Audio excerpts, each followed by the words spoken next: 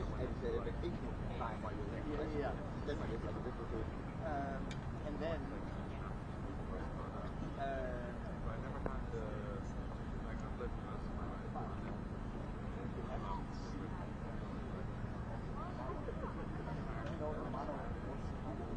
But I am. She was not saying where I was raised. But I'm just saying like she was already employed.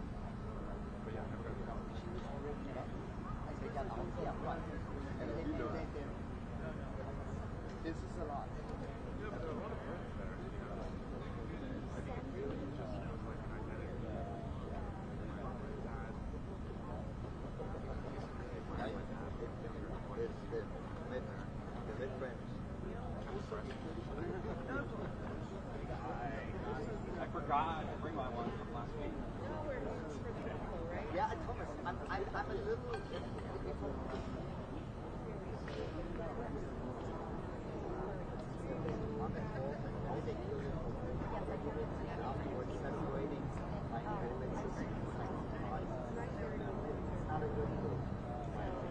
So that's why I'm saying I'm a little.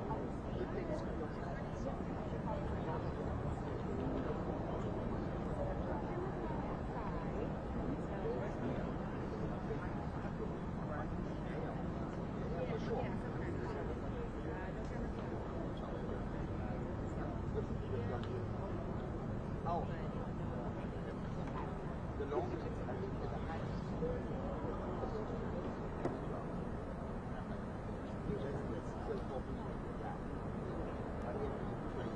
But they got afterwards they get into like the mid guys built.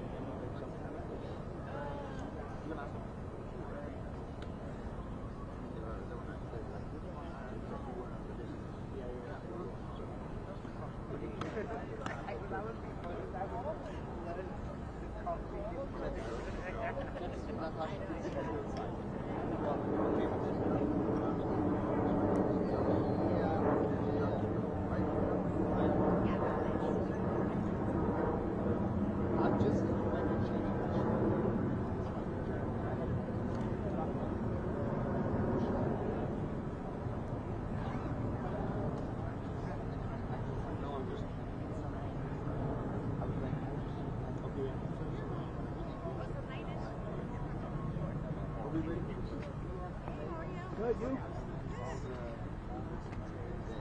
Er hat schon ja,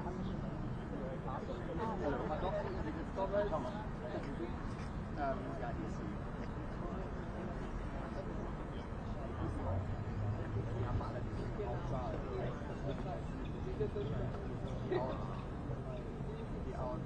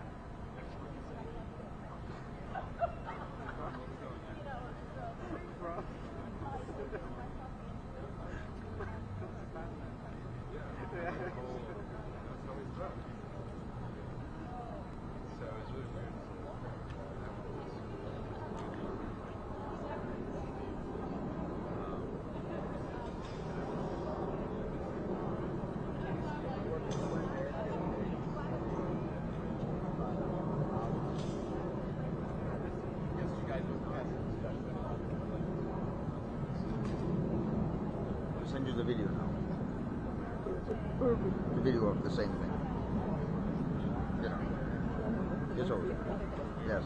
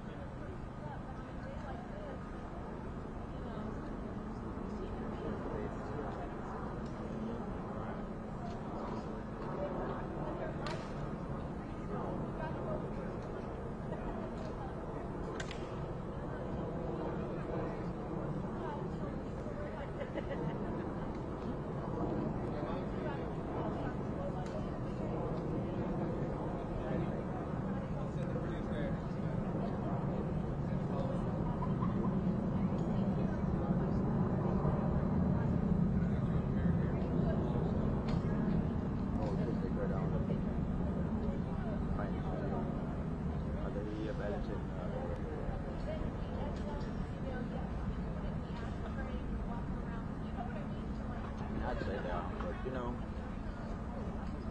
I just made the advice to him and said, I think they should get out of it. It's like, you know, the way they killed their mother and they went out reload and celebrate their life. Freedom. So they didn't play. Yeah, see, same what I'm saying. Yeah. Exactly. No, I mean, it's just like it's just up for debate. I'm not saying that this should be. And also like I'm not the one deciding. So it's a hard decision. Yeah, but they didn't say they said she.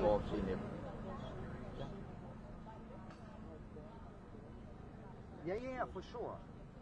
That's what I'm saying. So, and how they killed her, like she was already half dead on the floor, and then they got back like with two and shot her twice again with a new gun. They didn't want to share how brutally they should also shot the mother, and then afterwards party. Yes. And of course, you think 35 years of therapy was maybe therapy, right? Oh, look at this here.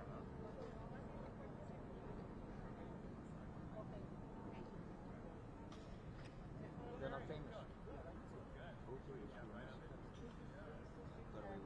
Yeah, the thing is, you know, and they also like got not a fair trial back then because of OJ. They needed someone to go to jail. You have to watch the documentary. It's really interesting. And the funny thing is, OJ came to their house before. They knew OJ because the father, he was like an executive, and he did commercials with OJ Simpson. So OJ was at their house. Yeah, it's crazy, isn't it? All the connections here in Los Angeles, it's all fucked up. Only America. Only America.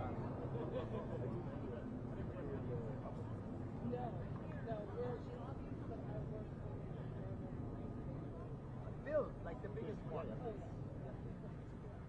And also for you, okay, so you're a big house, you live in the second one? Yeah. Where's that?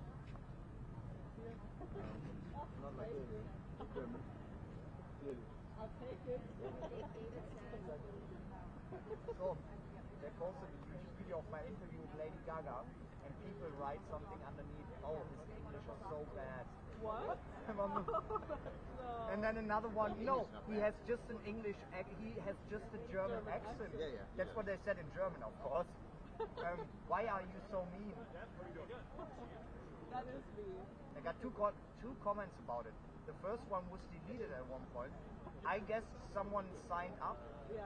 and my boss Frauke, the host, she said, like back in the day, she always said she got this a lot, like people like bullshitting. Oh, mostly it's colleagues. They sign up, make an account, and then they. What? Like she said that. Really? She had that before, yeah. Assholes. Envy Whatever. is a bad thing. Okay. That's like, I have a strong accent, but I can No, have a but hold a you're, conversation. Are you but fucking she has kidding no me? accent. Well, I do. If we talk. Yeah, you're much better, but no, but you're better. Your I have accent a is bad not accent as too. strong I know as that. mine. I think that mine is great accent, but I know it's really bad. It's always the same thing, right? But I like it. I think Yeah. accents are charming. Yeah. Look, well, English is fine. It's just the accent that gives us away. But I think it's charming because it makes it interesting. It's like, oh, where are you from? I know, but the worst thing is when the Americans say, "Really, sorry, guys." Yeah. But there's nothing sorry about them. Forget that. It's For like them, it is for them it very is, right? But, That's just German complaining. I was like, should I write something down? Because Americans, they like the accent. Yeah. right. I'm like, it's just Ignore it. you German complaining, and I want to hear your English. Just ignore it. I ignore it, of course. I'm not saying anything. But it's also still when they say your English is bad, because that's not true. Your English is fluent. It's just the I accent. mean, yeah, and I can hold a conversation very well. It's just jealousy. Whatever. I don't care. I moved in 2019. Full time before that, I was here for like half a year in 2017. Because of COVID, Yeah. I don't know, Forever. it's like, yeah, forever. I don't even remember what life was like before Berlin. I know. Crazy. I thought you were here longer. I know. Only Me 19. too. Yeah, right? Yes. But think about it, it's 6, which is No, also it's crazy. a long time. Yeah. It is a long time. I've been here longer, like all at once, than I've ever been any Somewhere other else. place except for Where you grew up. Tell me about this one. Like near Stuttgart. Okay. Cute little village. What was it called? Göttingen? Göttingen. Yeah.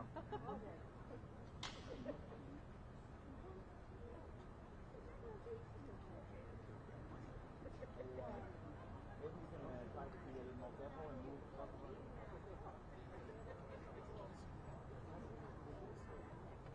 Hey, Thomas. Can we, for the press conference, I would also like our microphone to be in here. It is okay. Oh. But not the microphone tag. I have that on the other microphone. Just put it on. Yeah, we could do that. There's a microphone on. Men det kommer ju bra. No, He wants sorry. the RTL logo. Yeah, of course. Front and center. Front and center. I know, and it's right. The microphone is right big because it's right on the outside. So put the microphone better. Would you put it on now? I took it out. I couldn't have find this little plastic bag that it was in.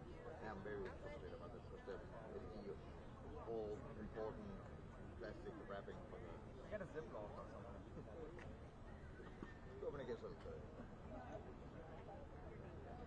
I mean, even now.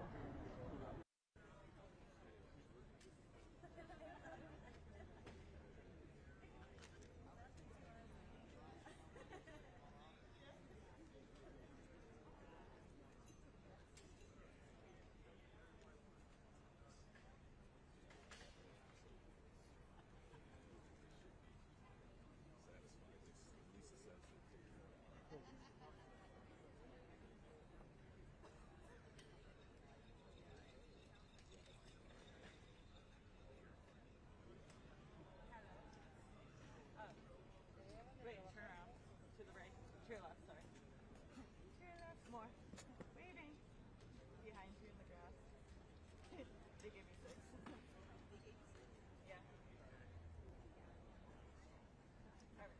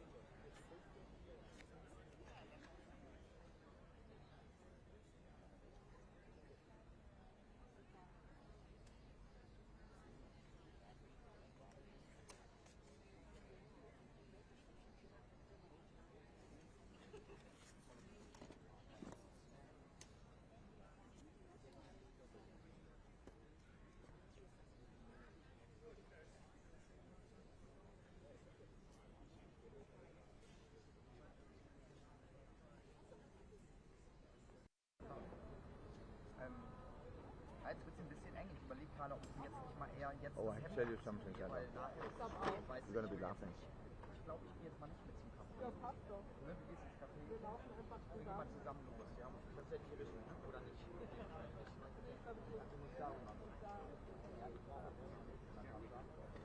Dann treffen wir uns gleich hier wieder. Ne? Bis gleich. Jo. Thomas, I'm just going to change my jacket. Only go on a rating disaster.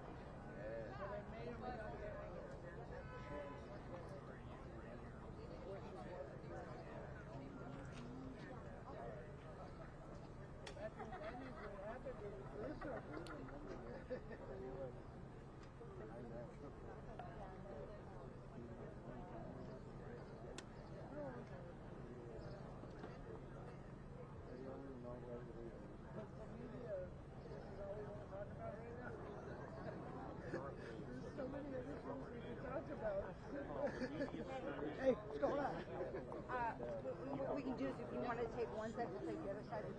Nobody's here.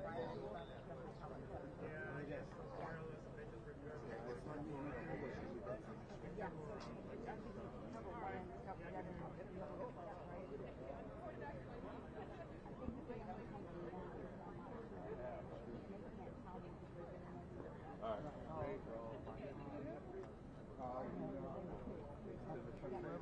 Okay, so we'll be over here, you'll be over there, and we'll get. Hi, Lisa. Good morning. Good. How are you? Okay. Well, I'll take this over here.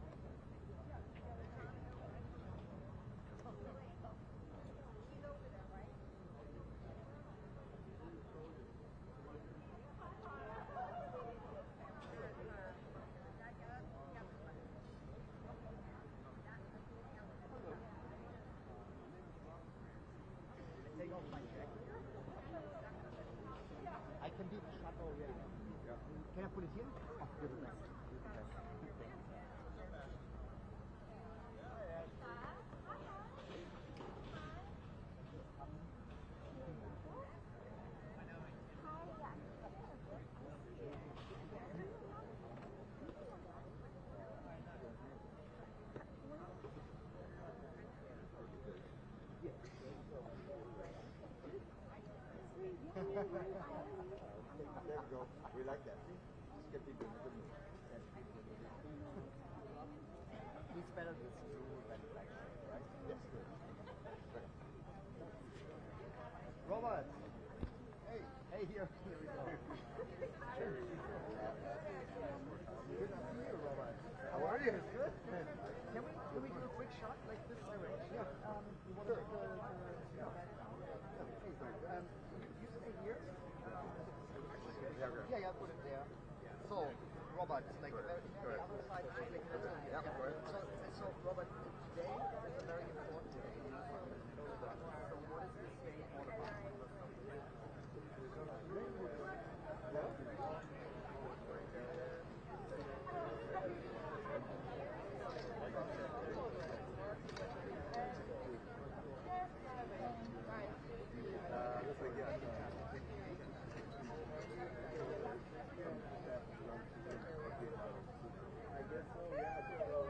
District attorney is more like he doesn't want to have that hearing today. I mean, he asked me to push it further. Late yesterday,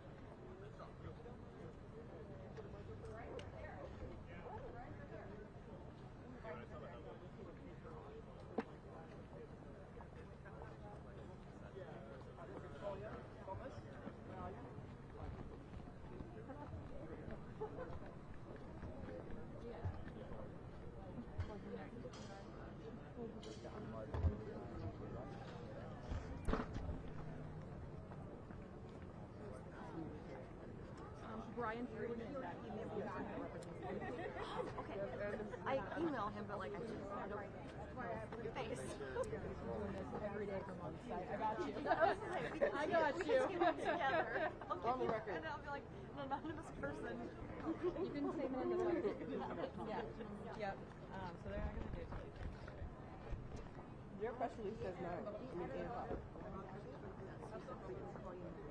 Menendez Legacy, that's our advocacy project. That's our page. Instagram. Ooh, sweet. Have my So same TikTok name as well, and then we're also on Twitter. I refuse to call it X anymore. it's forever Twitter. Yeah, it's forever Twitter. So yeah, we're Menendez_freedom. Honestly, if you look up Menendez Legacy, we'll probably It's pop probably, up. I was going to say, if I just make it. Yeah, it's right there. You're like, it's, right there. perfect. Perfect. Probably should be from the get-go, but you know. I did an interview with ABC7, and I said, how'd you find us? He goes, I looked up the Menendez hashtag, and that's Like, valid. That's fair. valid. And I said, I asked Holly, I said, how did you find us? And she goes, what do you mean? You're supposed to listen to us. So like, but like, how did you find us? And we just hop up to our seat, I guess. People who death television station.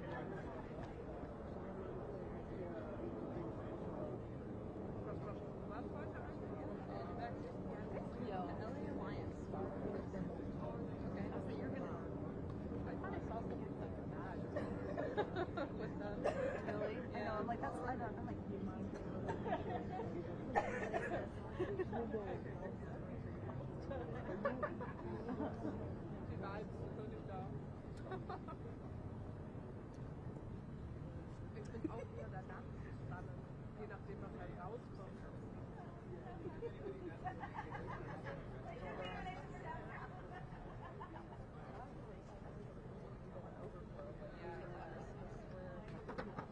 Who's the guy in the blue suit? He's one of the defendants, the team of defendants. Oh, defense attorney. One Okay. of. I know that. I thought it was the Because DA. he was in That's the what team it's about. with the main lawyer, defendant. I'm wearing It's actually not that bad. I thought it was gonna be worse, and they said it's gonna rain. I'm like, no. no, we can't. We're Like, good. our hair, We're good today. There's no rain today. I have Because acceptance. last time he walked into the group with Oh, with them. Okay. Well, some other ones but already went the in. other one was the one who said, I feel free to do it. Oh, I wasn't here for that. I forgot his name. I wasn't sure if there's anybody else. I forget the name. One of the defense guys. I mean, prosecution team. I know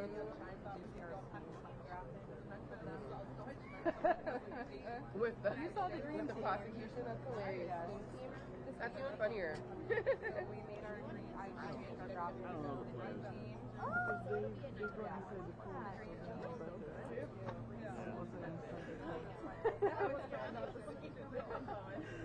I know the family. I would think everybody would be in. But the main one was the counselor. Oh, he comes later. The main defense attorney. Oh, Garagos. Oh, okay. I know him. Oh, that direction. I don't know. Okay. So far,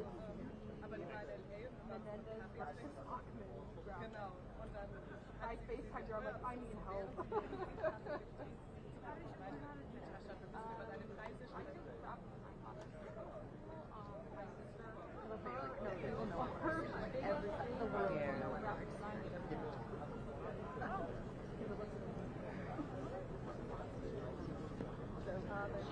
I sent her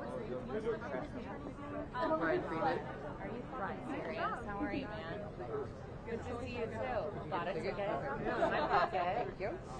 Yeah. I think you're doing the Lord's work for helping us out. That's where you at. It's a good grip. It is a good grip. I mean, 50% off. That's right. It's kind of that's right. Great food, great people, sports, yeah. just right now, but yeah. Trying to get the French stuff out. Cups are doing good. Where did you guys go? Yeah. The socks though. That's why they're ticking for 5 cents. Oh, bullshit. And the governor. last one this morning was even better. So, last, like, minute pitch hour. No, a guy went to call him. I mean, a guy on the production manager. First of all, Mike. He's like, I want to talk about it. I went to kindergarten through high school with a person that is doing a minor. Why are you, like, making motions about something? No, so my husband's college baseball coach. That's why I'm in California now. I was with my honey. His best friend is the lead scout for the St. Louis Cardinals. Yeah. So he's probably this guy.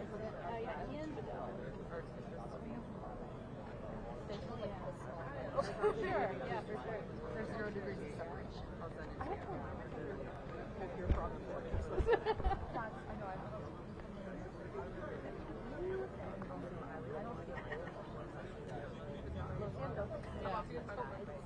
Yeah.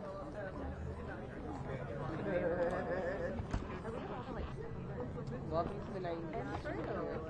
I don't know if they'll answer you, but you could just say, like, I'm trying to email you.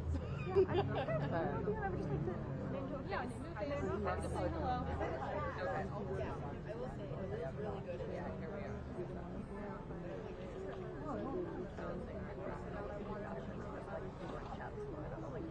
Oh yeah, we have 3-year chats going, one for leisure, one for the project, one for graphics. Yeah, I love it. Yeah, they're really great. And I'm sure Rob sent us our pictures. Rob sent me the pictures. yes. We have I met our photographer. He's so many times to the group.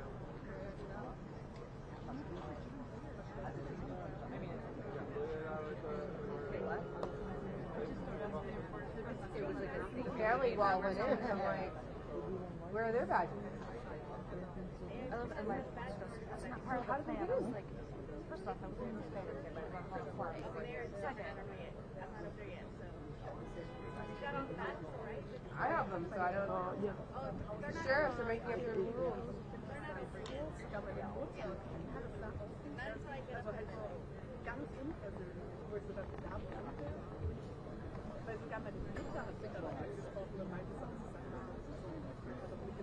a Hail Mary for a Hail Mary for you.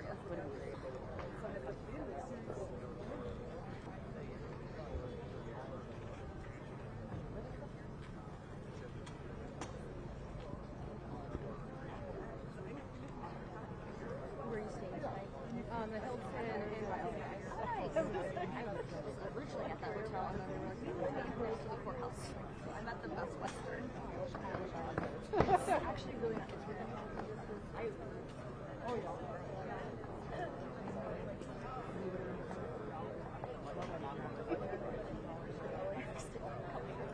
Oh, that's why I know.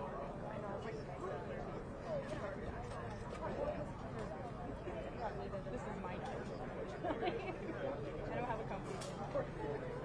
That's okay. It's worth it. It's worth it. It's an experience. And I was talking to Holly. We're wanting to start a nonprofit based off this. Don't know if we're going to use the name, obviously, for legal purposes, and out of respect for the brothers and sisters. But we wrote letters to 3 prisons in California. So Richard J. Donovan, Folsom, and Sam Newton.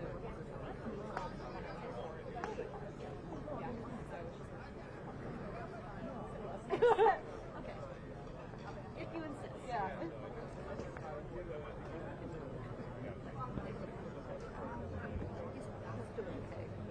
He's doing all right. I don't know if you have to pay for it. You just have to like, really state your business for why you want to come, and I did.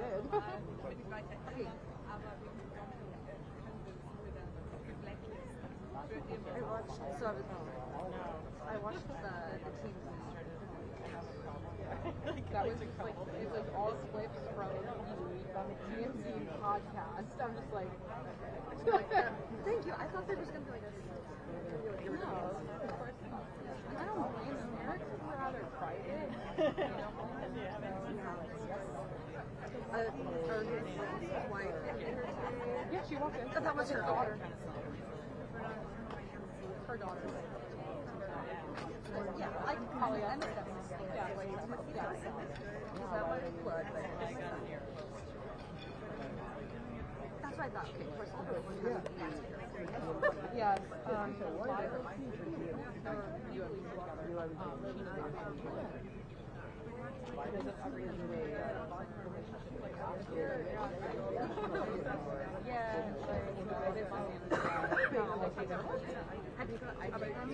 I've chatted with initially, so I was like really I think there's a crash, but it's not.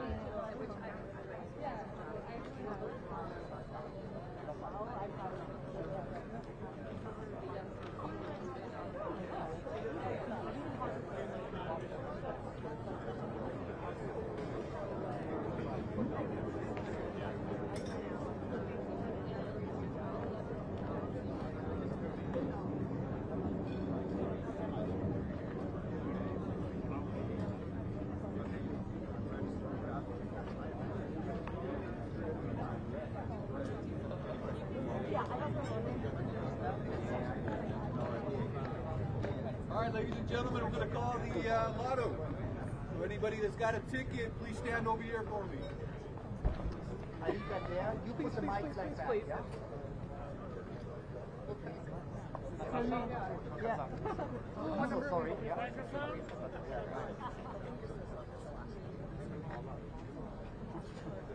All participating parties have a ticket in their hand, correct? Nobody in this group has like 6 in their hand? I'm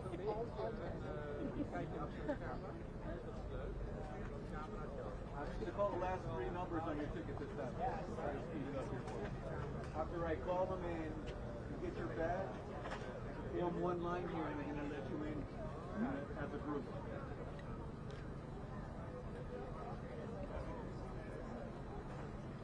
Good. Anybody else? Good.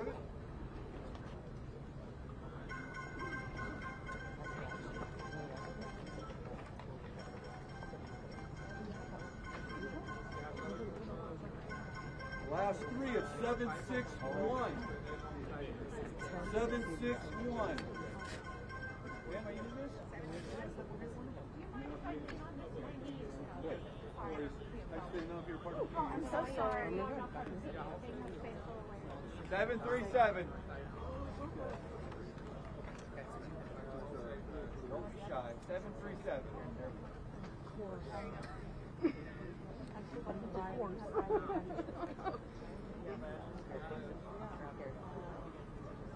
763.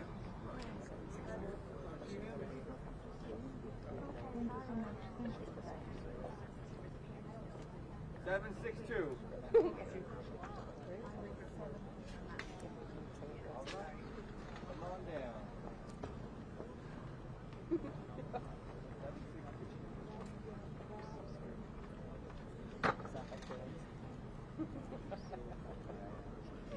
740. Yes. Oh, yay, 60. That's Menendez legacy right there, you guys. Awesome. High five. Hi, Karen. How are you? Is that extra helpful? Thank you. Yeah, hi, Karen. How are you? I'm like... 765.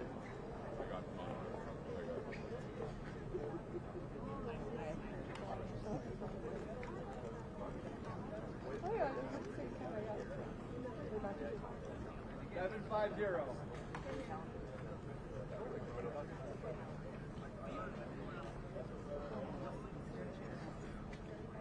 750. Go. Here we go. I'll be back.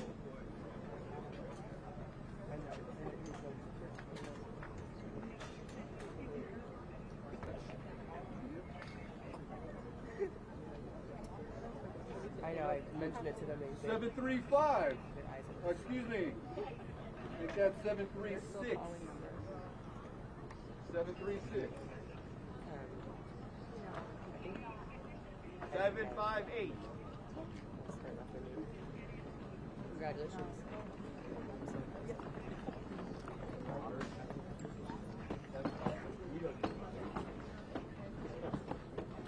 Yeah. You know what? Actually, you know what? You can line up with the rest. Line up with 760. 760. I thank you for all your help and dedication. You guys already have your tickets, right? You have your badges? I did. It's Sunday. Sorry, we're gonna have to stop for a while. I have your attention. You got your badge? Line up over here for me, please. I have to go. What is that report back later? You're not going to Okay. You can't continue until we get this line going. So if you have your badge, please line up over there. That includes you, man. You have a badge? Look at the restrooms. You're not going to overflow. Please give it this way.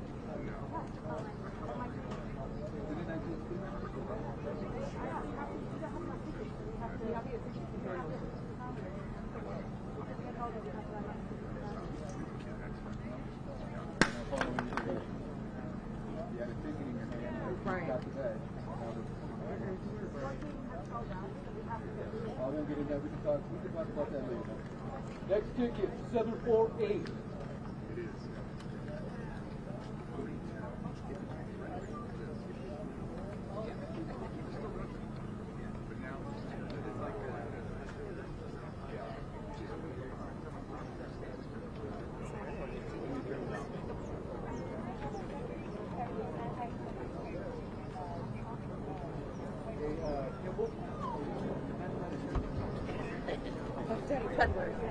Yeah. 754.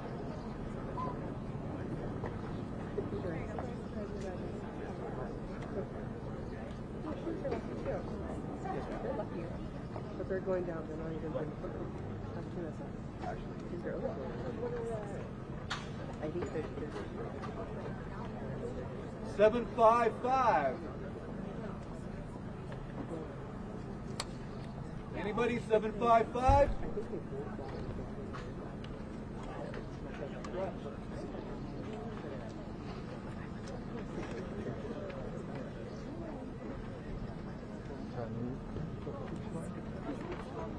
Seven, 5, 9.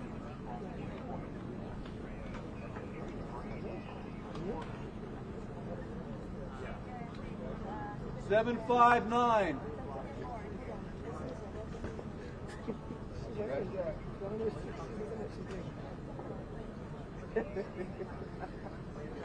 Yes, we have 759.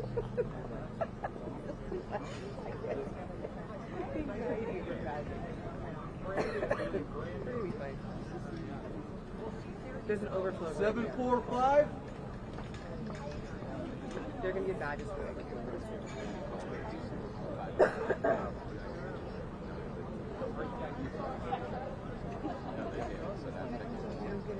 756.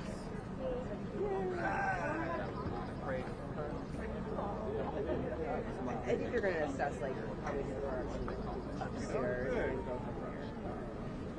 741. 741. With them? That's because people are getting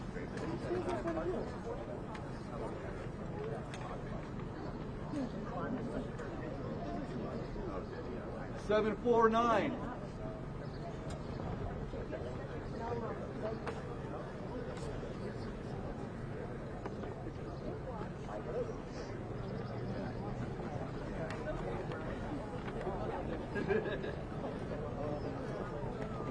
743. She had $1 million.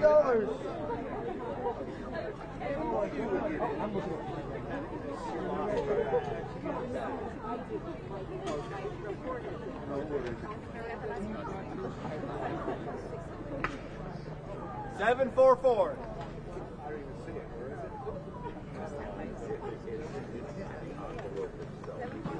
7, 4, 4.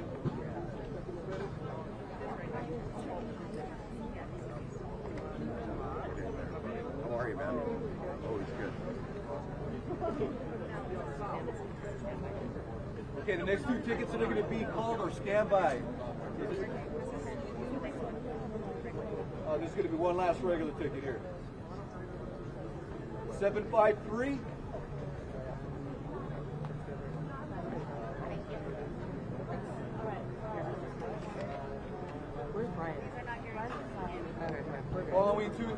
not guaranteed to be allowed into court. For standby tickets only. 752. 752.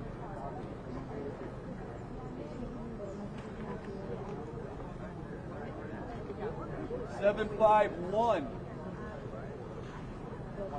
Can you spin that envelope so we can see what it says? No, and hold it like we appreciate it. Thank you. 746.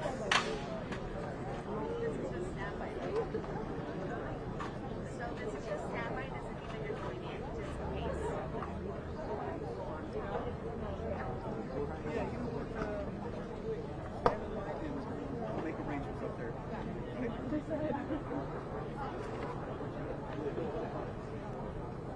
742. 742. Thank you, guys. You need one. 739. 739. Anybody? Here we go.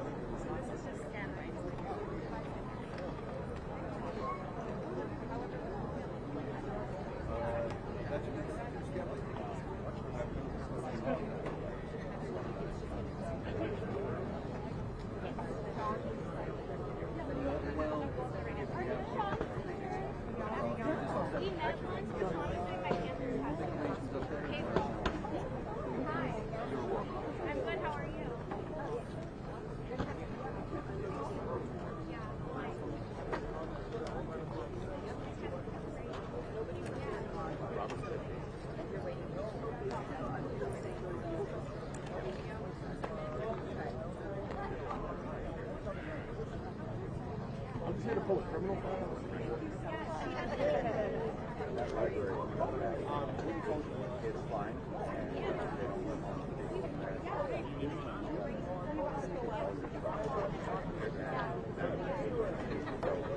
No mag, walk in, right side all the way up.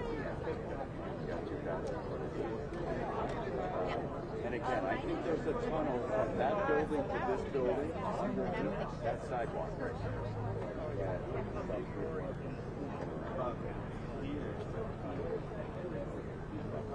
Everybody stand in line.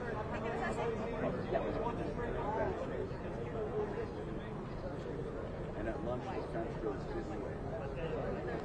And family goes that way.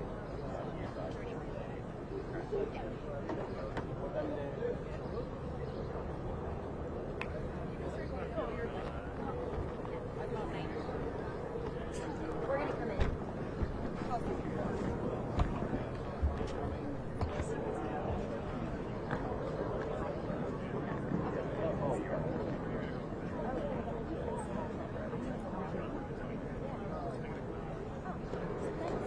Yeah, we don't want to take from anybody.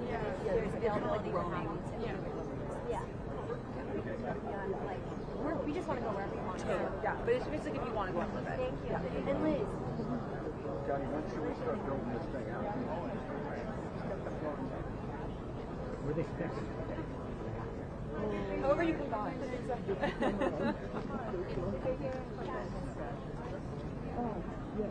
The yellow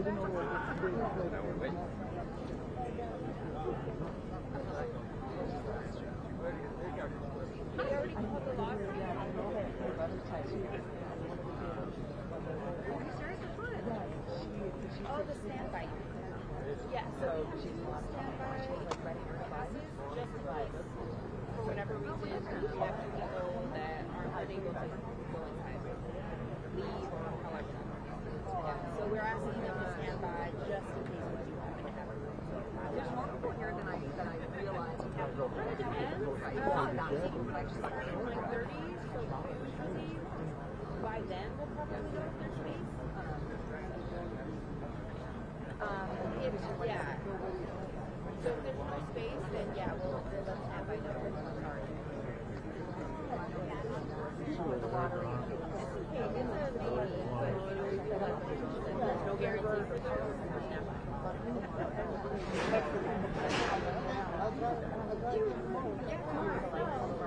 At the same time, you're done, grab your ticket, hang out, and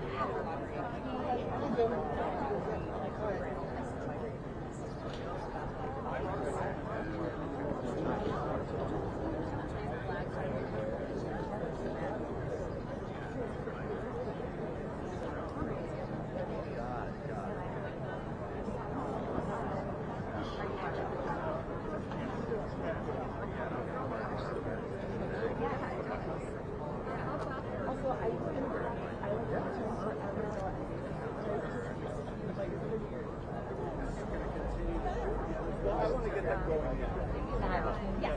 Or, well, the check-in's right there. Oh, thank you. I'm just kind of hanging out talking. No, this is our media check-in.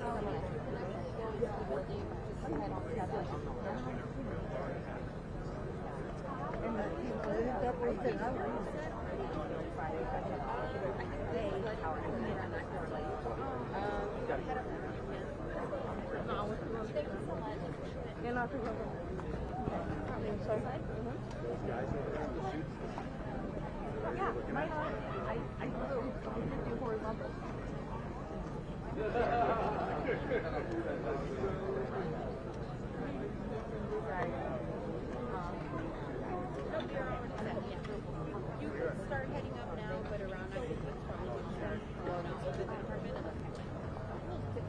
Yes. Thank you.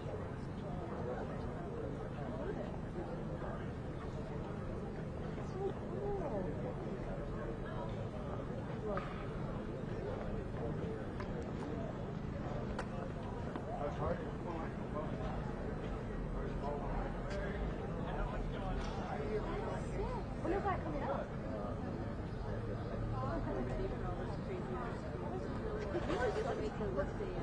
No, it makes a difference. Yeah.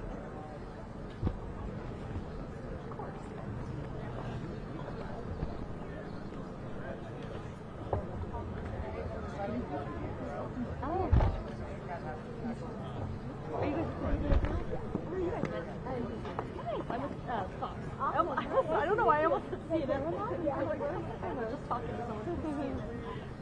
I'm on the digital one. Oh, awesome. Yeah. Hey, Holly.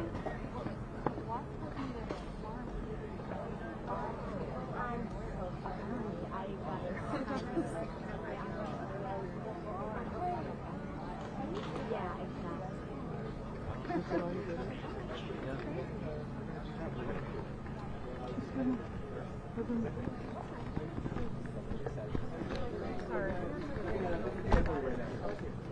I'm trying to get one of you guys to step up and make a bet. So what do you want to take that bet and I'll answer that question. Hey guys, do me a favor. I don't want anybody behind my back. Ask Jim back in the back. Come on, put up $100 on it. Yes, you have to bet it will be delayed. What? Anybody take that bet?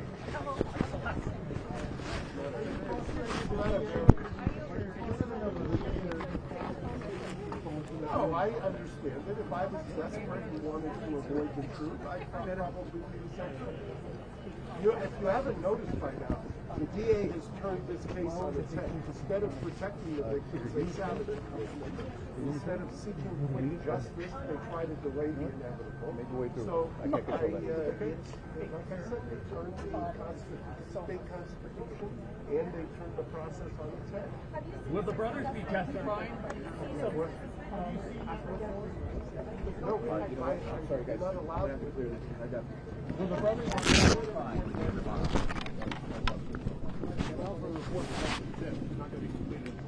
Correct. I mean, that's why, like I said, desperate times for the DA require desperate measures. Mr. Gergis, will the brothers be testifying? Will the brothers be testifying? No. That's all your question, Carl.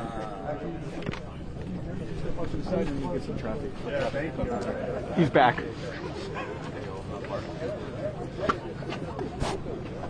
Good morning. Hey. Sorry. Take it to the side. Why? Get him, guys. I understand. Okay. Excuse me.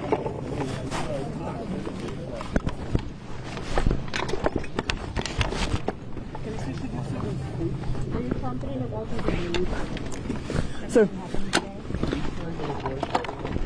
Yeah, I'm not. I mean, what's the bet? What's the bet?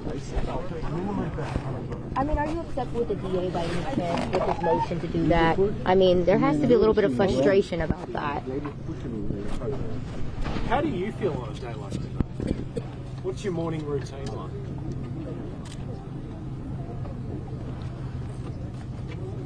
How are Erik and Lyle feeling today? I've talked to them this morning. How are you feeling today about coming in here? You know, a lot of things going. You just don't want to make the bet, do you? $100. $100. So the bet is pretty You're much. gonna bet. So you want me to bet $100 Yeah, to? but I got to see it first. Let me see. Okay, $100. I got Zelle. You got? Very good. I don't want Zelle. I want. You know, Oh my God! You want dollars? You want cash? Okay. What did Erik and Lyle tell you last time you talked to them? Excuse me while I go through here. Thank you. Do you see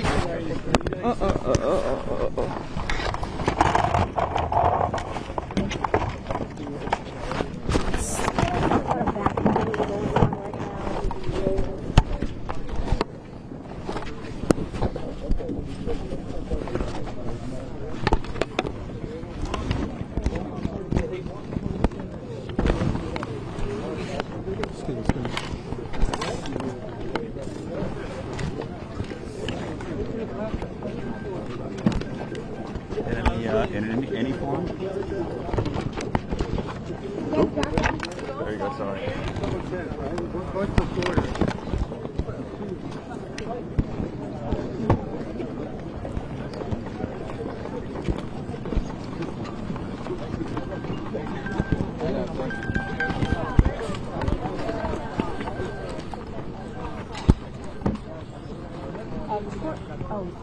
Excuse me. Excuse me. Pardon? Oh.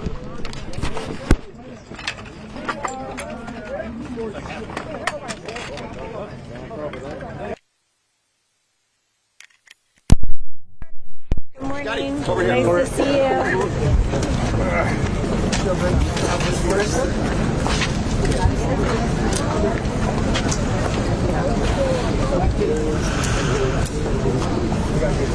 Wait 1 minute more. Thank you. Oh. I'm looking for you. Good. Can you claim the shot? Down front. Thank you. I'm good now. Okay, I have one request. I'll do something now, but then can I go stand unassaulted over there so I can prepare? That a deal? It's kind of a strong word. What? Yeah. Okay. So that you understand, the DA did file a motion to continue. I don't expect that His Honor is going to grant that motion to continue. I do, however, think that it's appalling, for lack of a better term, how the DA has treated this case. By the way, Marcy's Law, which is a constitutional law in the state of California, requires certain things of prosecutors and duties for victims. I don't know why, in this case, this particular DA, because it certainly was not the last DA, but this particular DA has decided that he's got some other interest to vindicate that has nothing to do with the victims. There are people in this courtroom, or will be in this courtroom, that have been following these proceedings, that have lived this case for 35 years. They're the victims. They have the unique situation of both being victims in this case and relatives of the defendants. Because of that unique nature, apparently the DA has said he gets a constitutional hall pass from doing anything regarding those victims, supporting those victims, notifying those victims, or anything else. He has abused the victims privately. He has abused them publicly. Just this last Friday, you were all here when they flashed grisly crime scene photos on the screen. I had to, in fact, it took me a second, because normally it would be the DA who would jump up and object to that. Instead, it fell upon the defense to jump up and object to that. The DA, to his credit, apologized. And then you know what he did? He went and he organized a protest against the resentencing on Sunday morning while Terry Beralt was lying in a hospital after being found unconscious that morning on Sunday. He organized a protest.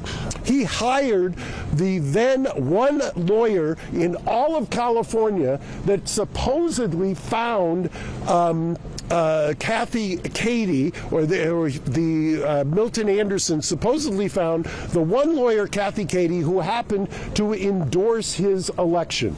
Kathy Katie was then hired as his head of victim services, and when the victims in this case complained, his suggestion was as he had walled her off. Guess who was part of and gave a interview on Sunday at the protest? A woman who claims to be Kathy Katie's best friend is now protesting against the resentencing. I would suggest that if anybody was an intrepid reporter, they might ask that woman, did you talk to Kathy Katie? Have you talked to Kathy Katie? Why is it that this DA is abusing the victims? Why is it that he thinks it's appropriate to go hold a press conference when one of his actions 30 hours later arguably put one of the matriarch of this family into the hospital after being found unresponsive, and when her daughter posted on Friday that her mother, when they went to dinner, was extremely upset because in 35 years she'd never seen the picture. I would ask you to ask the DA that. I would ask you to ask the DA why at the last minute he does a Hail Mary filing of a motion to continue and does not notify any of the victims or the victim's lawyer. Why?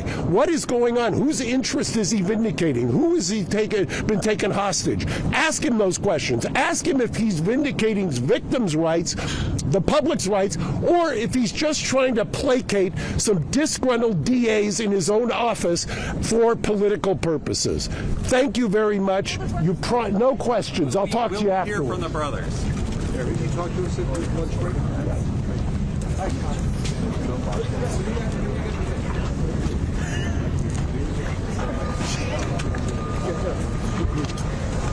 Well, that was helpful. How are you, man? Nice seeing you. Yeah, I could not do any better.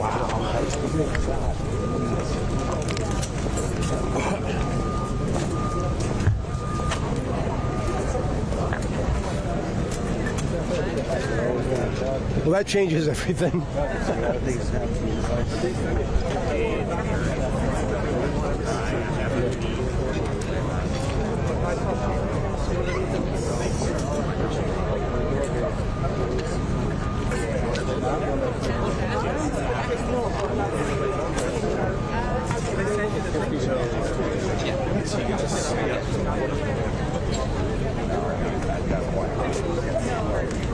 Thank you. What's your name? I'm his brother. Jeremy. The worst. Nice to meet you. Nice to see you.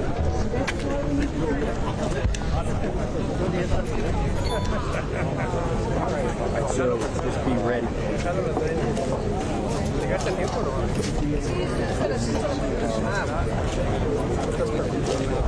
Any carabiner? How's it going? Yeah. Are you with here? Could be here. Thank you. What's your name?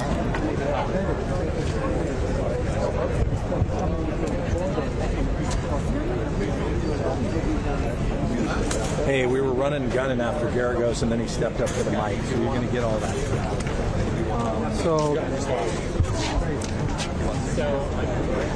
But like quite calm compared to the siblings.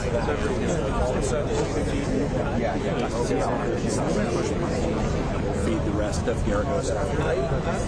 Make sense? Not really one-on-one, but I got yeah.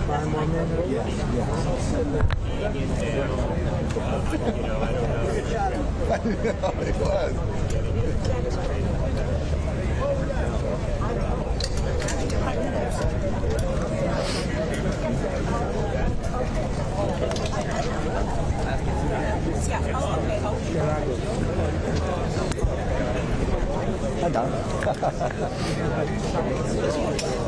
Bro, how you doing? Boy, I see your post all over your music stuff.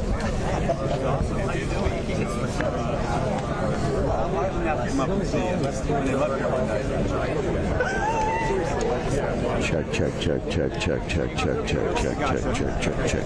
Check, check, check, check, check, check, check. Check, check.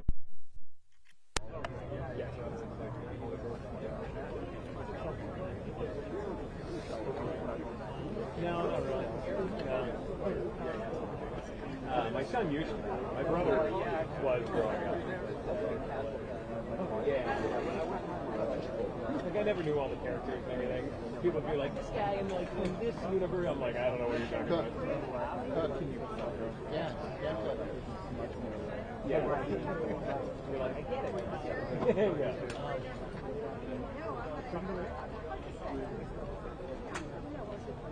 This guy's kind of high. You can. I'm sorry. You're in the shot. Oh, hold on. Here, this one here. You can't be here. Yeah, you can't be You there. have to move to the right. He's right on the edge. Sorry. You can go. We came at 5 a.m. Here we go. I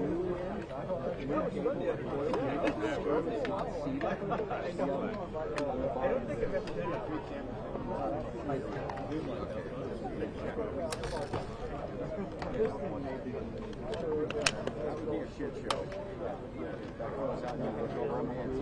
No, this is my first day here. It's a distro. I did, yeah. On Wednesday because they had to take advantage of that. I got the mic up there now. I guess.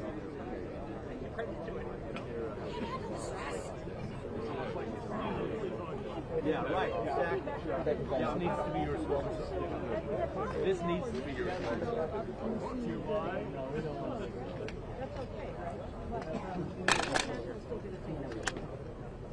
Yeah, and James, you can see the activity around me. We just heard from Mark Garagos, their defense attorney, came out fiery, angry at the DA for requesting, maybe requesting. We'll see what they actually do in court, but they say a request may be coming to delay this hearing today. I have a feeling there's like other people pushing in. We're told any moment now. It's terrible, right? Nathan Hoffman, one coming out here and speaking at these microphones as well. But this is about to get going this hour, where the Menendez brothers, they will be remote from prison via video hookup in San Diego, and they are going to make the claim through their attorney, Mark Garagos, that they have been rehabilitated in prison over 35 years and that they deserve freedom under California law.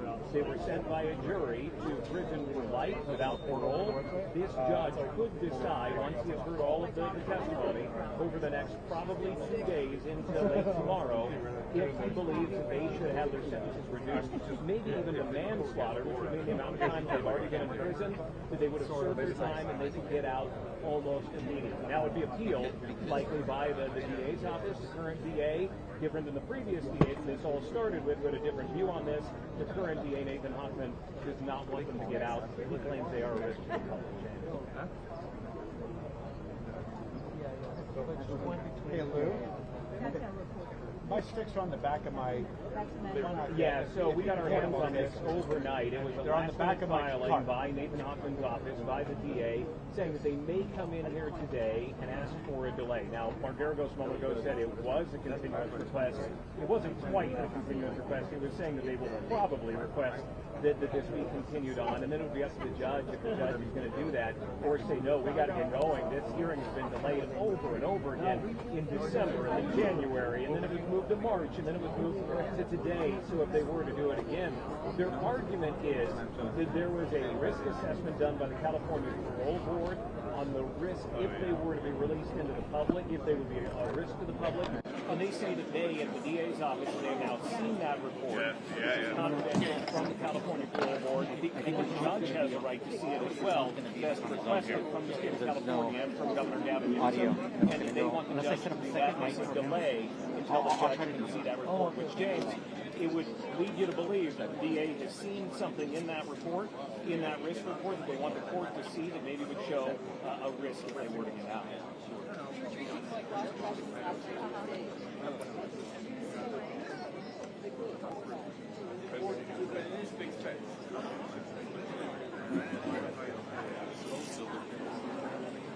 Yeah, absolutely. And now by the end of tomorrow, if this all stays on track, if they do move forward, the judge could make his ruling from the bench or decide to do it later after bringing more, could bring the parole board in, could wait to read that report that they're asking the continuance for. But he does have the option of making the ruling from the bench and essentially releasing them, which would take a little bit of time just logistically with the prisoners here in California, but to order them released. Now, the more likely scenario would be if he orders them released, he would stay that ruling pending appeal, because we know that there will be a likely appeal, and that instead of allowing them out and then arresting them again and bringing them back in, if the next higher court were to say no, that the judge erred on this. But there are a million different things. I talked to one attorney who said, we don't know how this is going to go. This could go any number of different ways, depending on what's filed, what arguments are made, what the judge decides to do.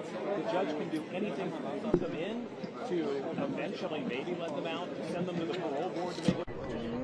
When you're translating from the camera, you don't write the captions? No? Yeah. So you don't have to write captions either?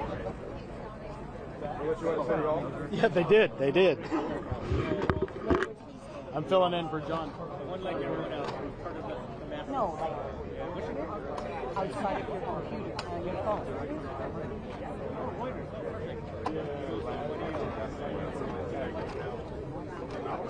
Oh no, you're fine, man.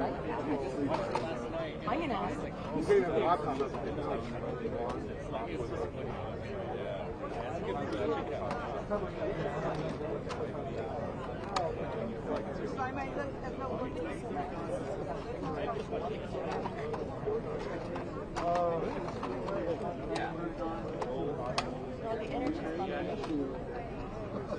Did they come to, Yeah, Alex, you too. I should be cool. You did? I just took my mic. Where? Right there, maybe? Oh shit, yeah. That's what I'm talking about. That's what you're talking about. That is what I was talking about. I'm okay. Just gonna see where this goes, right? JR. Hi.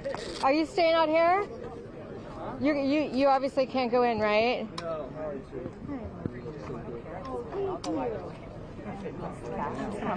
Work? They're not ahead of like 3 days. It's not a tumor. Huh? It's not a tumor. It's not a tumor? No, it's not a tumor. I don't think, I was like, I have meningitis. You know, I'm always thinking like the worst. Like, I've got a fucking brain tumor. I think I have like, did I go swimming? Do I have a parasite in my brain? and I'm talking like 6 months. I'm not talking a long time. And I was like,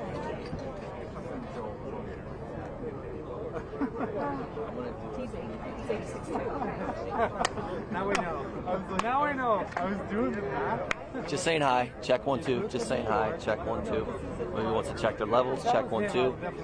Check 1 2. Hi hi. do it. Close your eyes. Check 1 2. Lots of mics. Check 1 2. Hey my. Rock and roll will never die. Check 1 2. Cheers. I don't want to see you. You know what I mean? If you were married for 30, 40 years, who gives a shit? Who cares? But to walk into the relationship,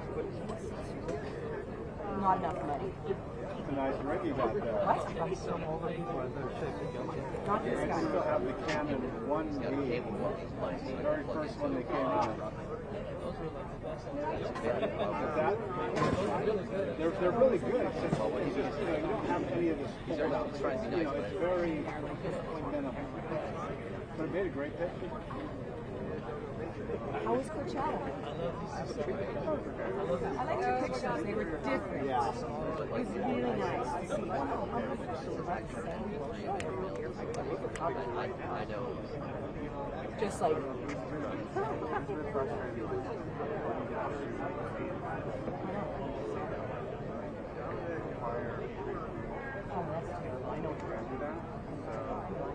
All of a sudden, Coachella, which is supposed to be fun, it's like a white house or something. No, I know, I've heard. Like a power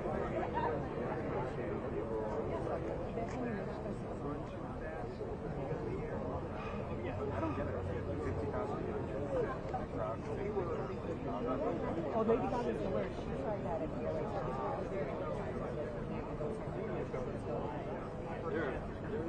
And that was 15 years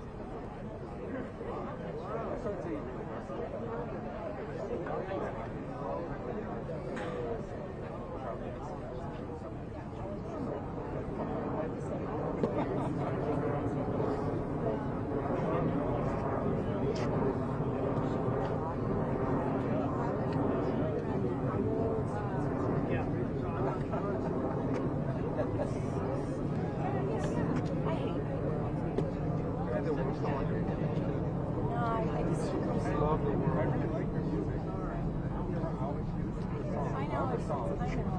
They're like, they're on the side, they pick a song,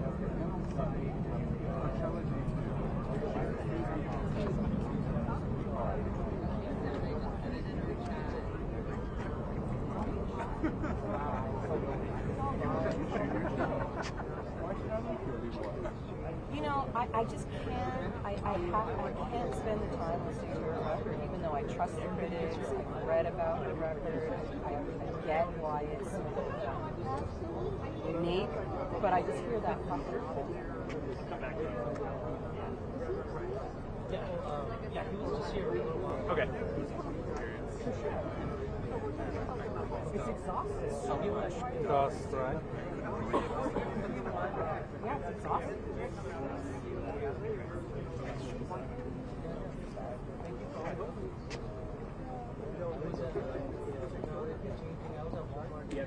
Yeah.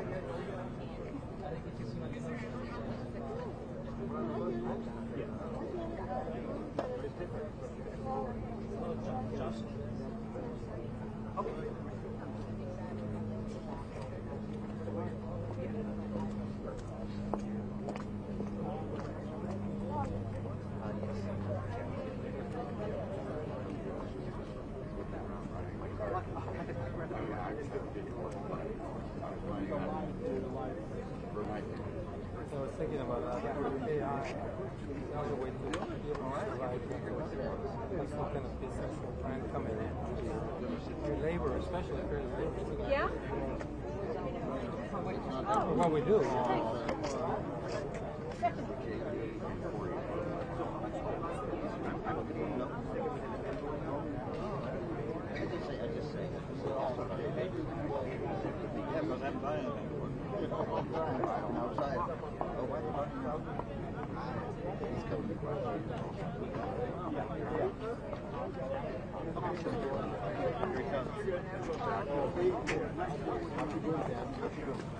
Okay, Liz, you're hot as well. Okay.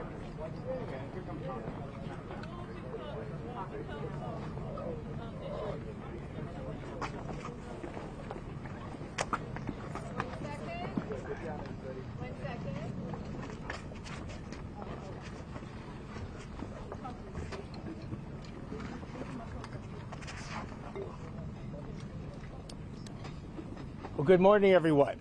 Today we are going to have a resentencing hearing that is not unexpected. As you're well aware, there were two paths to get to this resentencing hearing. One was the court's own motion, and at no point did we oppose that motion. In fact, we said we were prepared to go forward with that motion. The second path was the prior district attorney's motion for a resentencing hearing. We sought to withdraw that motion because that motion left out a huge amount of key facts for the court to consider into whether or not the Menendez brothers have been rehabilitated and whether or not they continue to constitute an unreasonable risk of danger to society. Those facts and all facts are not facts that we fear. We want all facts to come out at this hearing, good, bad, or indifferent, facts or facts. The other side chooses to start the factual picture not back in 1989 when these brutal murders occurred, but when they started to serve their prison sentences in 1996. While those facts over the last 30 years are very important, so too are the original facts of the brutal murder and what happened at that time. Because we believe, and the California courts confirm, that in order for someone to be rehabilitated, they need to fully come clean with the entire breadth of their criminal conduct. In this case, the Menendez brothers, for the past 30 years, have not come clean with that information. For instance, they have perpetrated the lie, a lie of self-defense. It wasn't their original story. It was actually their fourth story on why they brutally killed their parents. And as we've shown in an 87-page filing with the court, the Menendez brothers concocted this self-defense defense because they had a pre-planned alibi hours before where they were going to supposedly be at Batman the movie when these killings occurred. They had bought the shotguns that they ended up using against their parents 2 days before in San Diego, using a fake ID and a fake address in order to make sure the shotguns could not be traced back to themselves. When they committed the murders themselves, they staged it to look like a brutal mafia killing, shooting their father through the back of the head, their mother who lied dying and bleeding on the ground. They reloaded the shotgun, put it up to her cheek, and pulled the trigger. And then after the parents were dead, they shot them each in the kneecaps in order to stage this as a mafia killing. They then, as you recall, originally said, we didn't do it, that there is someone else who did it. Originally, they said the mafia actually killed their parents. And had they not actually been caught and arrested and had tapes come forward where their confessions were identified, to this very day, I believe, they would have perpetrated that original lie that they weren't involved in the killings at all. But when they got caught, when it was on tape, they had to admit to it. But they didn't just admit to the killings, they then concocted this self-defense defense, that their parents were going to kill them. And when I say parents, I mean both Jose and Kitty Menendez were going to kill them the night of August 20th, 1989, so they had to shoot them first. Of course, that is a lie. And they went beyond that initial lie of self-defense. They perpetrated additional lies where they tried to get one of the brothers' girlfriends to say that the father was a violent rapist. She refused to say that. They did try to get another girlfriend to say that the mother had tried to poison the entire family. Lyle Menendez actually wrote a script that came out, and word for word, that is what this additional girlfriend testified in the first trial, but after the script came out, she actually didn't testify in the second trial. Yet each Menendez brothers testified to the same additional lie, that the mother tried to poison them. Now, the reason we focus on what happened back in the 1990s is not because it happened in the 90s, is that because it's happened over the last 30 years. In order to be truly rehabilitated, you have to acknowledge the full breadth of your criminal conduct, your cover-up, and your lies. So the Menendez brothers, instead of coming clean over the last 30 years, when they were not just in their 20s, but their 30s, their 40s, and now in their 50s, as recently as an interview they did on TV about a week and a half ago, they have had every opportunity to come clean and say, look, we did it. We lied about why we did it. And here are the lies that we have told, and we want the world to understand that we now understand all the breadth of our criminal conduct and are prepared to be rehabilitated, be resentenced, and returned to society. They have not done that. And when people say, does the prosecution oppose resentencing, the answer is not no. The answer is not yet. And the reason I say not yet is that we have identified a pathway for the Menendez brothers to come forward, acknowledge all the lies they have told for the past 30 years, and then at that point, if they do it unequivocally and sincerely, and they convince the court, because ultimately the court has to make the decision here, then they can then say to the court, we have come clean, we have been rehabilitated, we no longer constitute a risk of danger to society. But until that happens, the answer is not yet for resentencing. Now, we have actually filed, one of the issues that has come up recently is that we filed a motion dealing with a report that we received from the parole board 2 days ago on April 15th.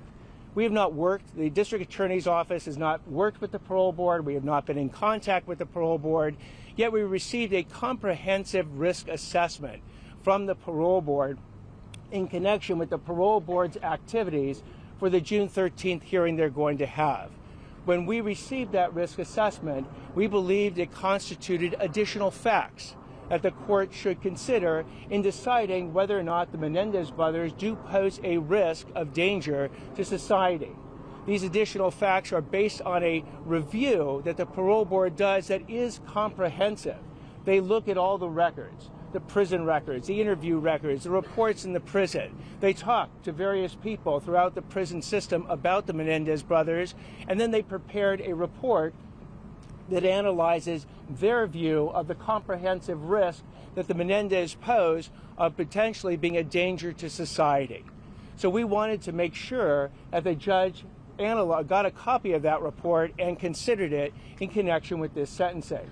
And by the way, that report, as it pertains to the parole situation, is just one piece of the information that the parole board will consider on June 13th when it conducts its own hearing. But again, it represents additional facts. And the prosecution doesn't fear facts. We want every single fact, good, bad, or otherwise, to be before this resentencing judge so that he makes the right decision. So we basically said, the judge, if you want additional time in order to get this report and to consider it, we, the prosecution, are willing to agree to any additional time you want. And by the way, if you don't need any additional time, and you can get this report through a request to the governor's office, and you can consider it in connection with the resentencing hearing, we are ready to proceed. So what you'll see today is we are proceeding on this resentencing hearing. We believe that the defense will call a number of witnesses as part of the proceeding. We will then at some point have argument. We hope that the court will then get this comprehensive risk assessment point at some point. And then we don't know what the court's ultimately going to do. Will the court rule from the bench at the conclusion of the hearings, probably tomorrow? The court could do that. Could the court take it under submission and decide it wants to provide its thoughts and its opinion in written form and issue an opinion? That too is an option. Could the court have an additional hearing at some point where the court wants to hear additional argument on the various factors and either rule from the bench or rule in writing? That too is an option. So I don't know exactly how the court would like to proceed, but the prosecution is ready to proceed today. We've always been believing that this resentencing hearing would occur. It is going to occur. And again, we don't oppose. Our answer to resentencing is not no, it's not yet. I'm open for questions. The brother's attorney has described you as a 90s Neanderthal and how you view this case. What's your response to that? Again, with respect to defense attorneys, there's an old adage. If you don't have the facts, pound the law. And if you don't have the law, pound the facts. And if you don't have the law or the facts, pound the prosecutor. And that's exactly what the defense strategy has been. Because we don't fear the facts, all the facts that are favorable to a Menendez resentencing, the facts that are not favorable to a Menendez resentencing. Bring on the facts. We do not in any way view the facts in a myopic way, focus just on the 90s facts, because again, the 90s facts are the ones that we're pointing out have continued all the way to this present day, where the Menendez brothers have chosen not to come fully clean with the full breadth of their criminal conduct. They could have done it yesterday. They could have done it a week ago. They could have done it during their prison interviews. They could do it interviews with any of you folks. They've chosen not to. It's that choice that shows that they are not ripe for resentencing today. Do you expect to hear from them during this hearing? I'm sorry, Do you expect to hear from the brothers and perhaps what you're listening for during this resentencing hearing? Again, that is the choice of the Menendez brothers and their counsel. So I don't want to determine for them or even give expectations. We've laid out a pathway that we believe the Menendez brothers can finally come clean. They can choose to go down that pathway or not. Is there anything in the risk assessment? The defense has asked the judge to admonish your office for the images that were shown last week. Has the judge had any words with you, or what will happen from that? The judge has not had any words for me, but let me address what happened.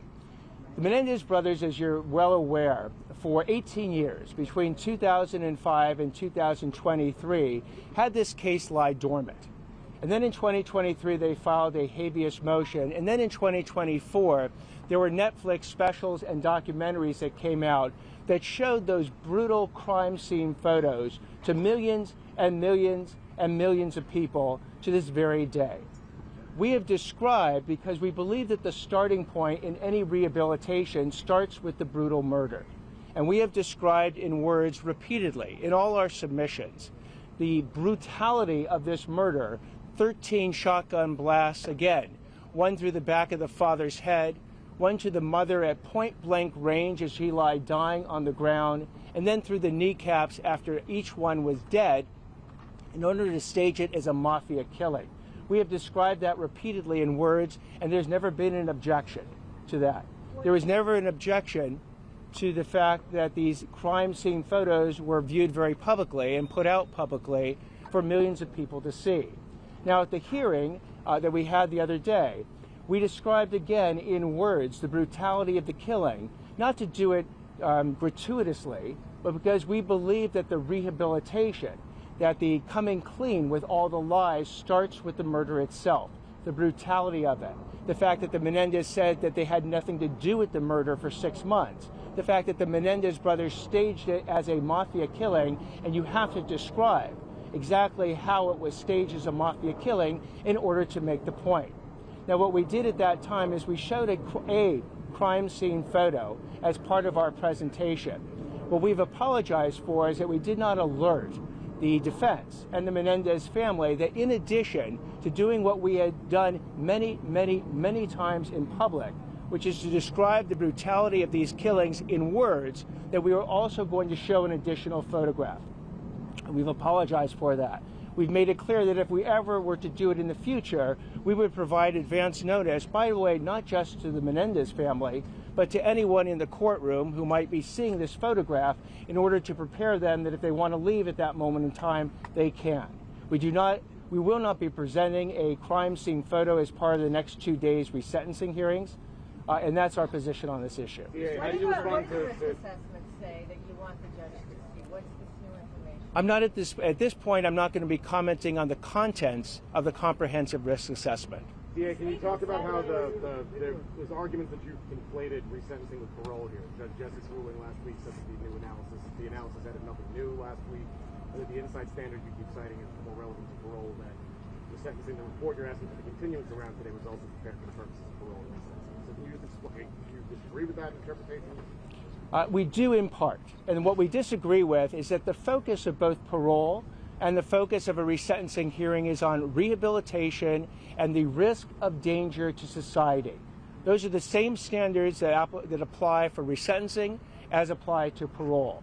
And the California Supreme Court has weighed in, as have other California courts, on what constitutes both rehabilitation and what constitutes a risk of danger to society.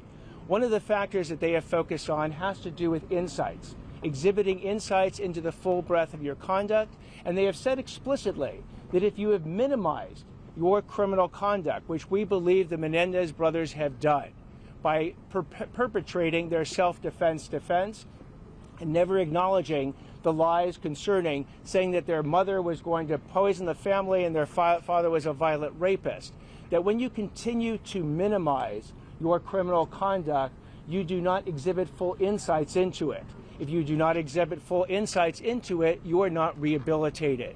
If you are not rehabilitated, then you continue to constitute a risk of danger to society. So that's how those topics are actually not conflated. They overlap. The same standards that will apply in the parole hearing to rehabilitation and risk of danger to society are the same standards that will be considered in the resentencing hearing. Are you calling any witnesses of your own today? I'm sorry? Are you planning to call any witnesses of your own today? Who are we I believe today the defense will be calling witnesses, yes. Who we expect to hear your from? team received word of the CRA on Tuesday and filed that motion late Wednesday. Why the gap? Why not alert the judge on Tuesday when you first saw it and were able to read what was in it? So after we received the report, we had not asked for that report. The report came to us somewhat unexpectedly. We didn't actually know the parameters around that report and what could be released, what could not be released, whether or not the court had received it or not received it. It took us a little bit of time to actually figure that out over the next day. And at the point we realized that the report could be received by the court, if the court requested it of the governor's office, that's when we filed our continuance to alert the court that if the court wanted to do that, we were prepared to allow the court additional time to do it. And by the way, the court's own choosing, if the court either chose not to receive that report or didn't need additional time, we were prepared to go forward with the resentencing hearing. The judge has received the report? I do not know one way or the other. Do you believe the father molested them, though? Do you believe? So my personal belief on sexual abuse is not actually relevant for these resentencing hearing. The central defense in the Menendez case was not sexual abuse. The central defense, the perpetrated, concocted defense, was actually self-defense. And that's not Nathan Hochman saying that. That is Erik and Lyle Menendez testifying to it. As we've shown in our papers and in the courtroom proceeding, both Erik and Lyle Menendez, when asked the question, was sexual abuse the reason that you killed your father and your mother, the answer was no. What was the reason you did it? Because we believed our parents were going to kill us that night. Their attorney confirmed that as well. Leslie Abramson has said that sexual abuse does not justify murder. It never did, and it never will. That's a quote from her own attorney. So the focus today, I believe, will be on the self-defense defense as part of the lies that the Menendez brothers continue to tell to this very day. For what you've seen of the risk, there's some conflicting information. So the state has said only one component of that risk assessment has been released and that it's also subject to change. So it's essentially a draft. They said the full version would be released on June 13th. But what I'm hearing from you, if I'm hearing correctly, this is the comprehensive risk assessment. So what exactly is it that you're offering? So the document is called a comprehensive risk assessment. It's not called a risk assessment and then I added the word comprehensive on top of it. It's actually called a comprehensive risk assessment. It has been provided to, at this point, ourselves. I don't know if the court has actually asked for it and received it. And again, the governor has indicated that it is part of the information that the parole board will receive. Again, it is not the final or the only document that the parole board will receive and rule on. It's probably subject to change over the next 60 days or so. There'll be additional information, I am sure, that the Menendez brothers and their counsels will bring to the attention of the parole board to additionally consider.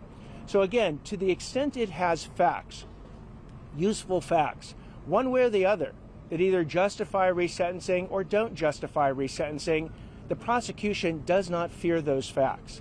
We just want every part of the factual picture to be before the judge when he makes his decision. From what you've read so far, the judge is not accepting your motion to delay. Resentencing is going forward for today. Did the judge say anything about that risk assessment? Is that going to play any part in the next 2 days? We'll find out in court today what the judge decides on either asking for the risk assessment or his analysis of the risk assessment. I don't have that information right now. From what you've read so far, delay? Has he not ruled on it at all? I think that he will rule on it momentarily. I would imagine it'll be probably one of the first things he rules on. And again, we made it clear in our own motion that the request we are considering is basically for the judge's benefit, not the prosecution's. We're ready to proceed. And if the judge is ready to proceed, we'll start calling witnesses, or the defense will start calling witnesses today. And if the judge then needs some additional time to then review the comprehensive risk assessment or even ask more questions about it, we made it clear that the prosecution is willing to certainly give the judge any additional time he needs. From what you've seen of the risk assessment so far, does it back up your claims or your arguments in your belief? I won't be commenting on the contents of the risk assessment at this point. Can you tell us who you expect to call in this hearing? I know you said you might not present today, but the defense will be calling witnesses today. We'll make a decision after the defense calls witnesses whether or not we need to call any. All right, thank you all very much. I appreciate it. Thank you. Señor. Ayúdame. Now we can't even get it. That's what happens after 50.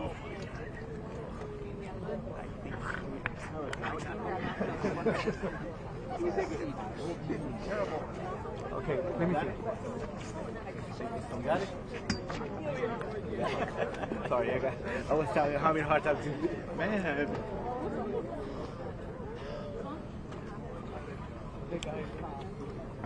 Hey, sorry about that. Yeah, could you bring it to us?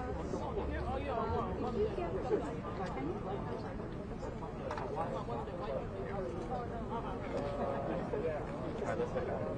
not a battery. On base, Scotty.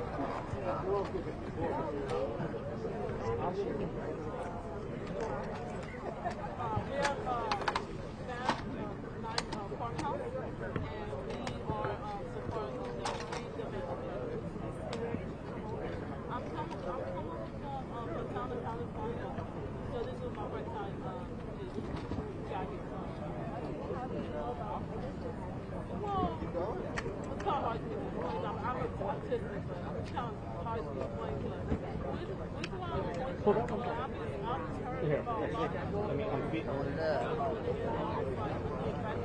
Thank you. Hold on, careful with that, because you're kind of wrapped up with other ones. One wrapped up in it.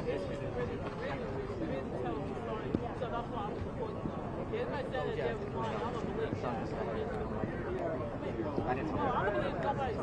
Well, no, but he was saying that he told me that maternity can be started. Hey.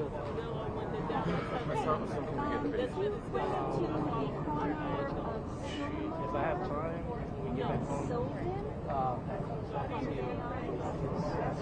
Have another event at 12. You can just send me that. I was, yeah, we had set up the dude.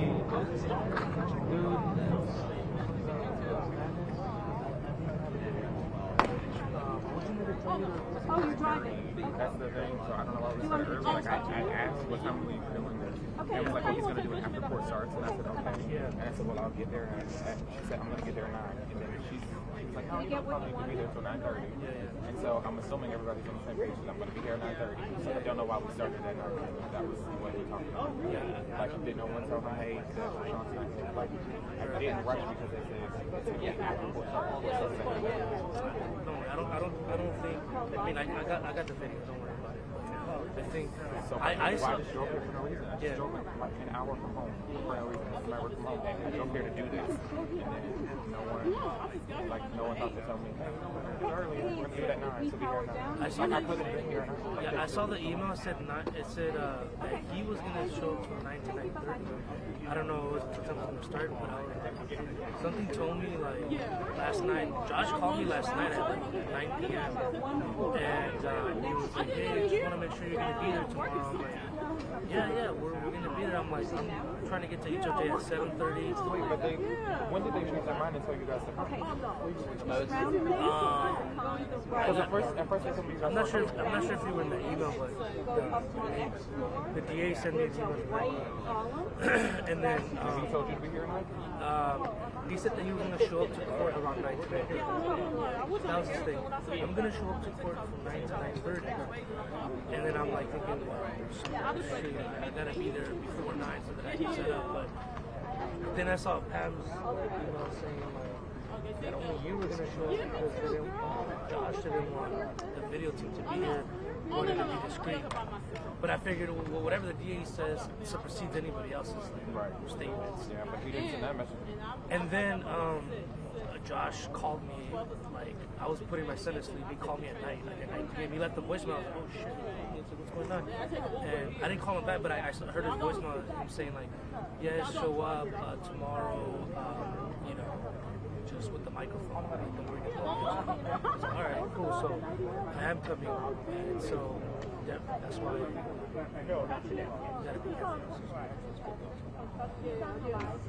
Yeah. Wait, don't worry.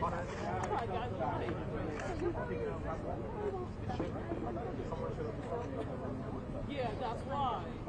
Yeah, that's why. When I saw you, girl, my girl, I'm so happy to meet you. So nice and kind. Keep it up, me. Okay, yeah.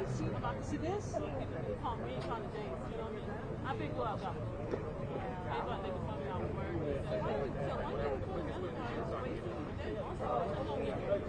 Yeah, I'm not good. But you know what? Everybody get no too hard.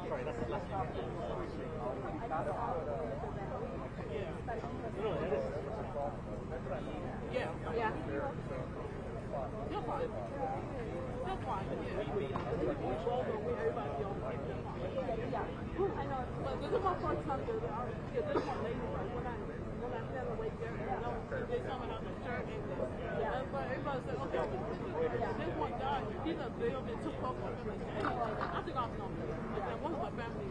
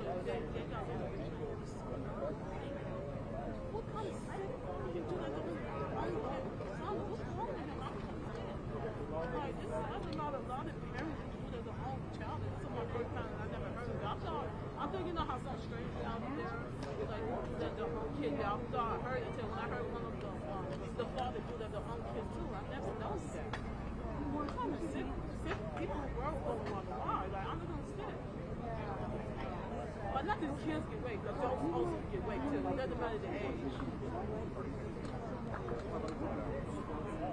What? Exactly. I was going to get it. Right.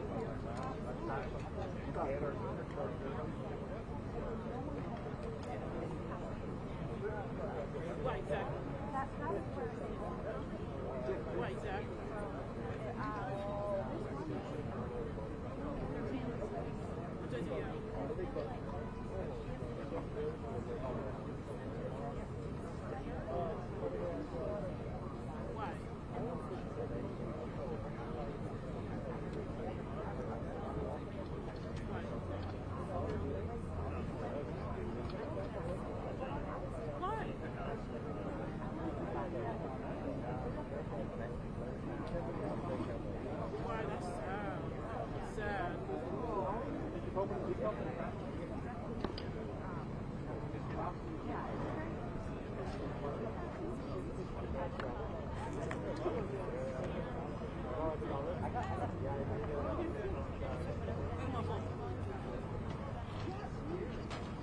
When I went to Beverly Hills,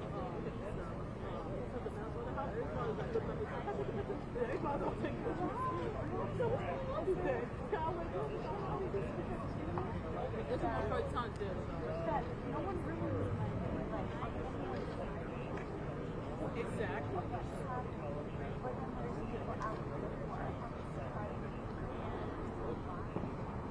Why exactly?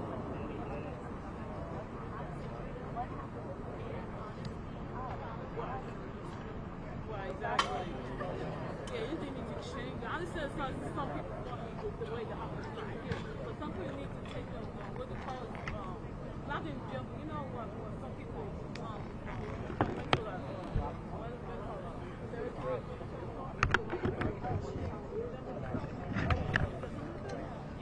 I think somebody should put the, especially the mental blood. I think they should put the mental blood there, and then if anything changes, but don't get me wrong. I said the report, nobody never know. You know what I'm saying? That's sad. But especially the parents, the mental blood parents shouldn't fill out for the work like that. You know what I'm saying? Like.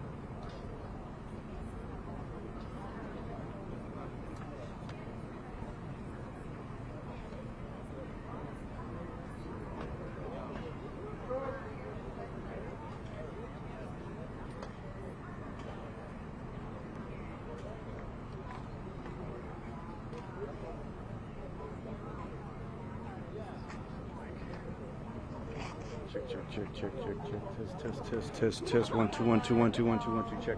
It's in here somewhere. I don't know which one it is. Check, check. Is it low? Is it low, low, low? Check, check, test, test. You want me to bring it up?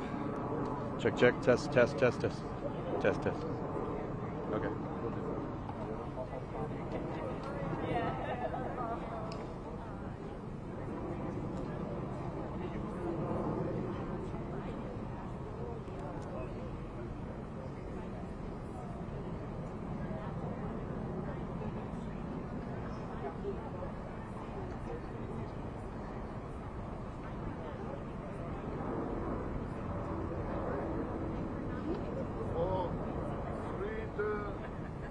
Menendez.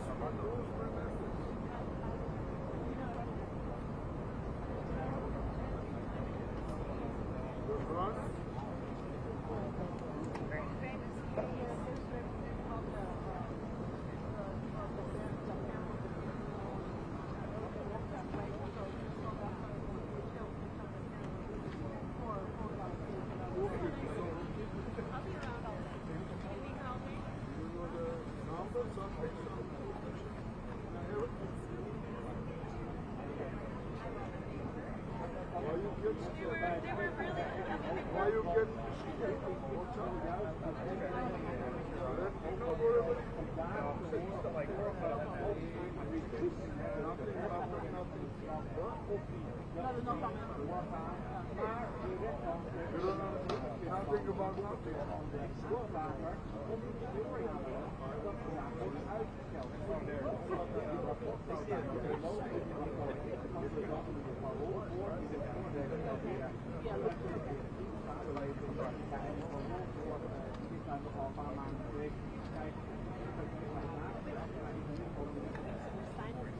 Thank you.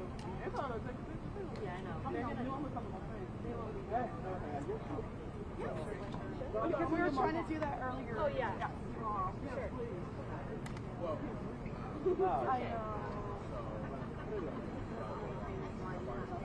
Yeah, right? Hallelujah.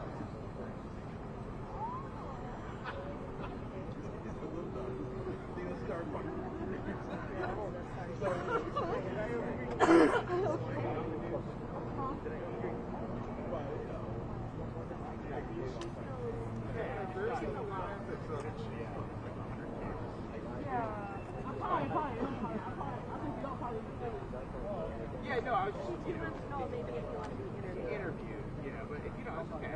You're here. I mean, it's not live or anything. Don't worry about it. I'm here. I just thought I'd ask you. I'm here. Yeah, here for me. Yeah, no worries. Is it? That's not your first time. Oh, it is your first time. Oh, cool. I promise that, My family's telling me What is that? Yeah, the reporters can tell the behind the camera people are very good. I totally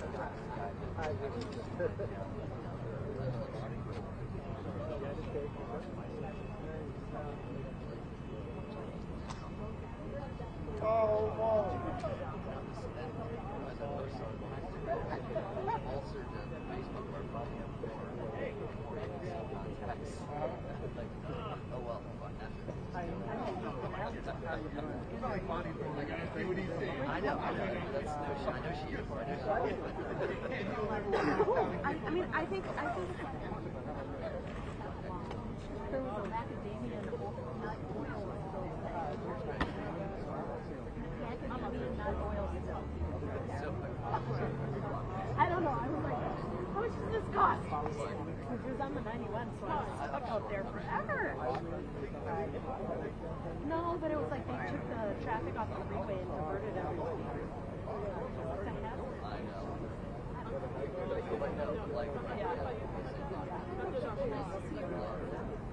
Down in Long Beach. Yeah. Along the water.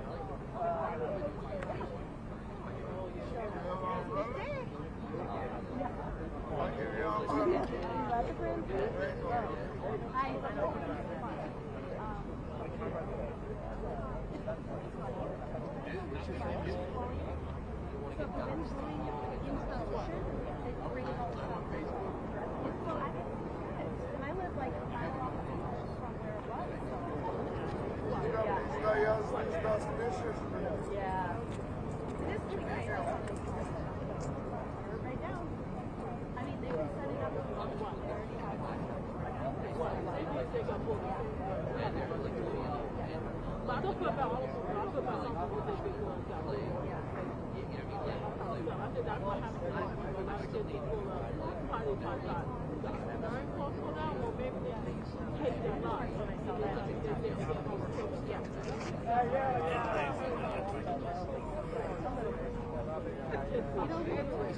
Y ando, güey, como que pinche. No sé, he andado bien cansado, no tengo ganas de nada, güey.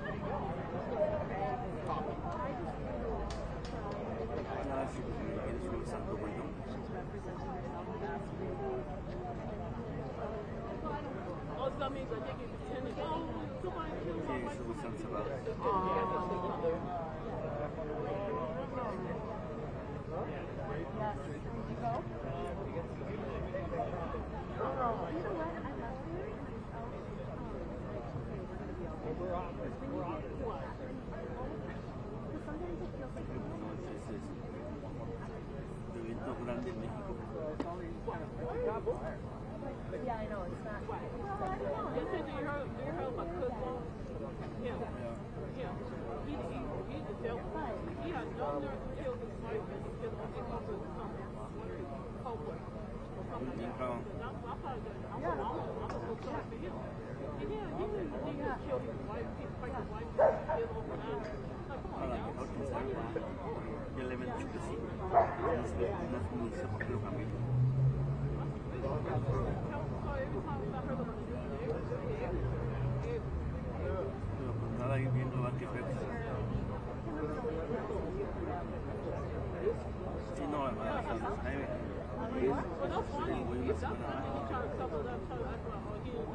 A ver si me llega algo más para pagarle ese güey cuando vaya a hacer esa madre.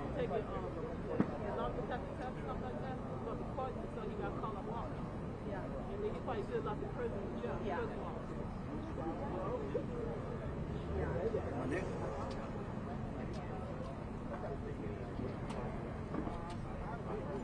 Right.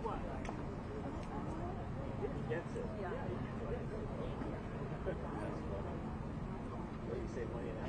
Por eso cuando tenía dinero le dije, nos compramos todo el pinche material.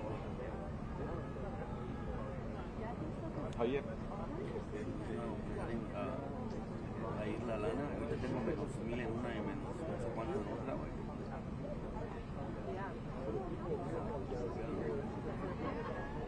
Así, cuando estoy de que va a ir a lo valde, güey.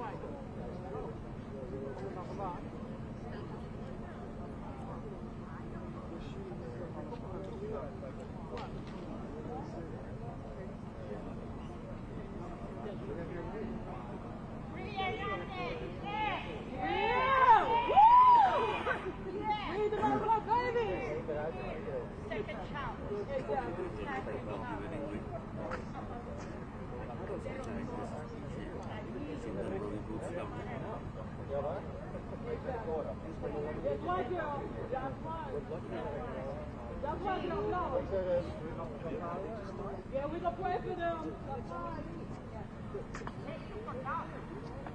Yeah.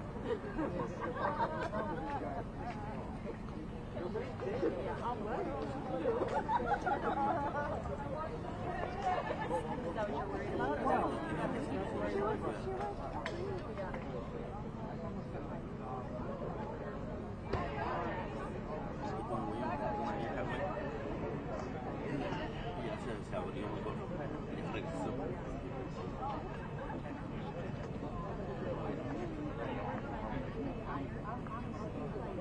Somebody's getting panoramic.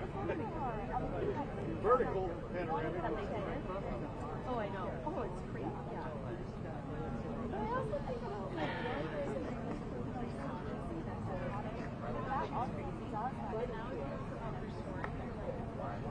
especially from that.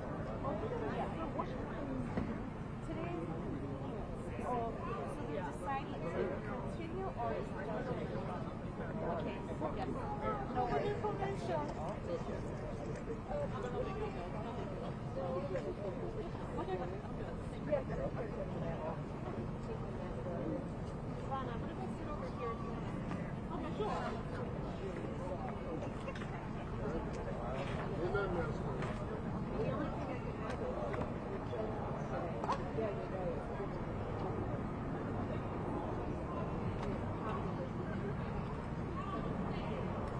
Here, I'll leave it there.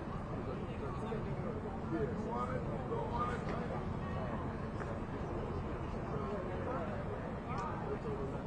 It's on the back.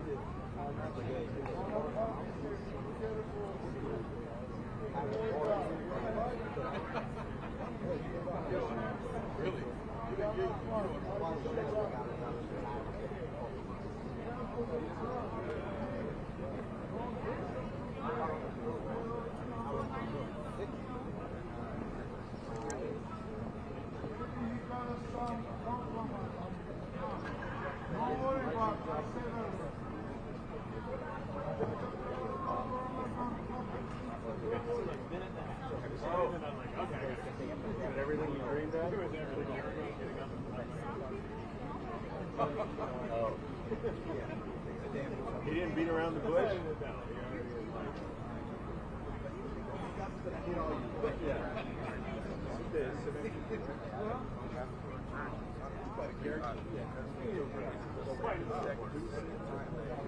He does this.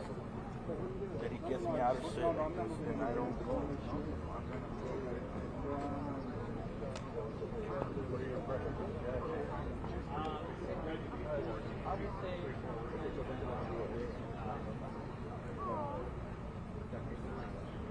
Which way they'll rule? Is it here?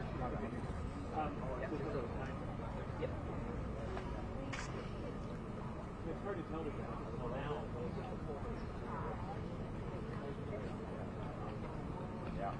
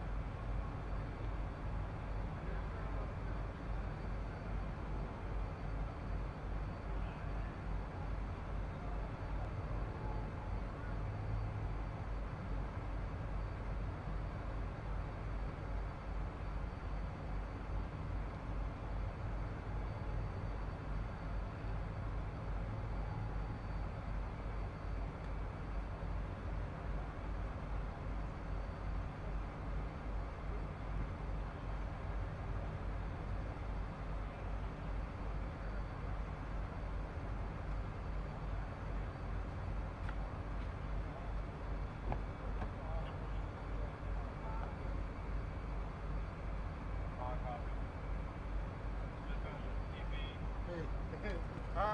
So the one day you didn't get them games. Yep.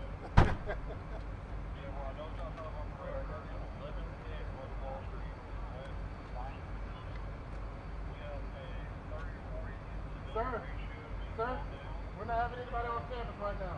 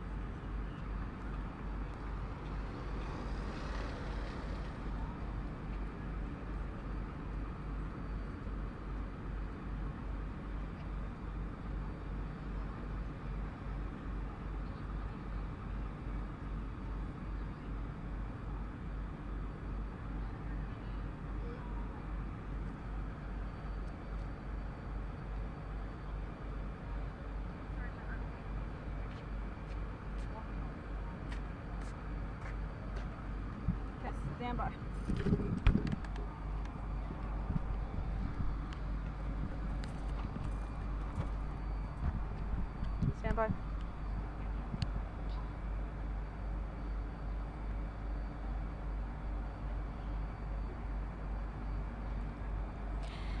Yeah, thank you, Jade. Right now, the scene, at least where we're standing, it's clearing up a little bit. I mean, this was filled with law enforcement vehicle after law enforcement vehicle, and so on and so on. And right now, this road has started to clear a little bit. Earlier, we were seeing some lines forming across the bridge as students were being evacuated onto those transportation buses. Now, we're not seeing that kind of backup anymore. There might be a student or two kind of straying in from inside the campus, walking over the bridge. Audio circuit for the Reuters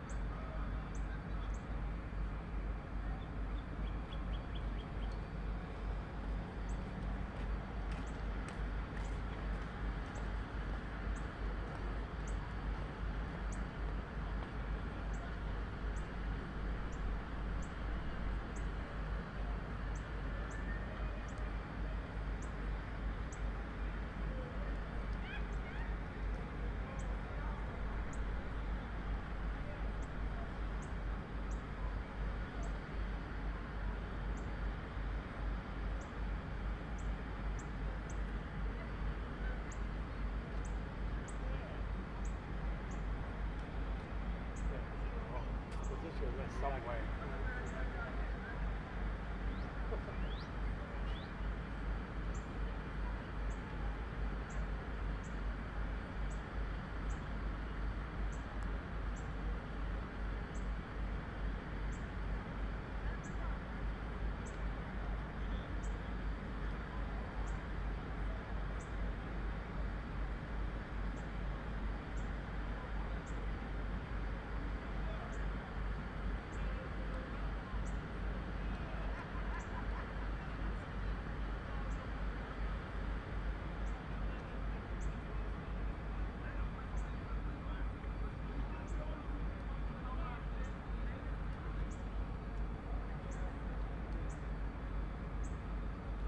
I'm dialing in.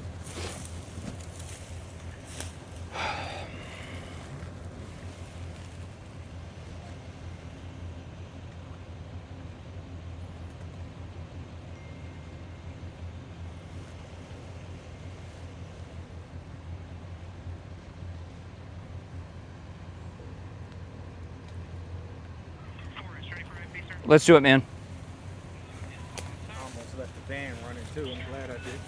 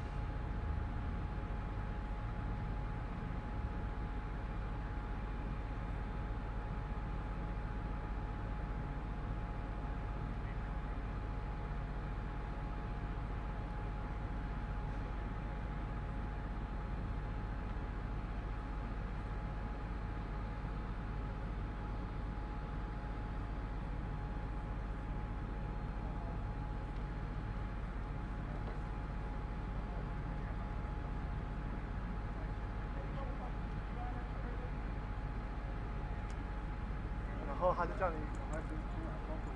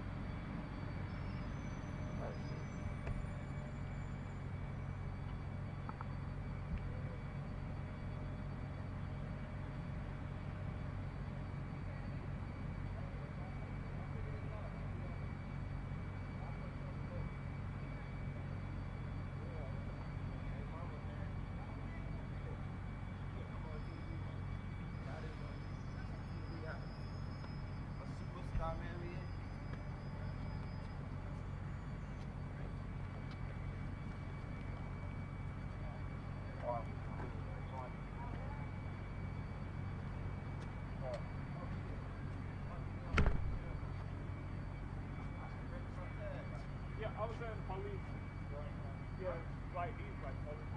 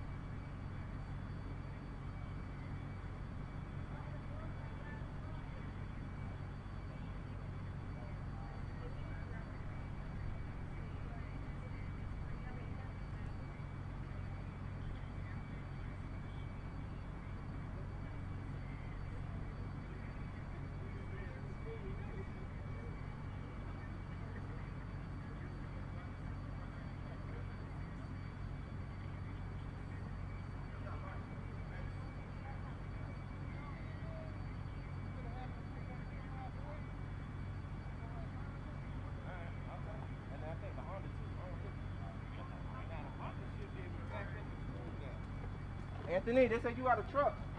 Right on the sidewalk. We know it's personal hearing. About 5 minutes. They said have them move the camera out the way. Hey, I know it's not a Chevrolet, but it should be if you don't, I could. What you say?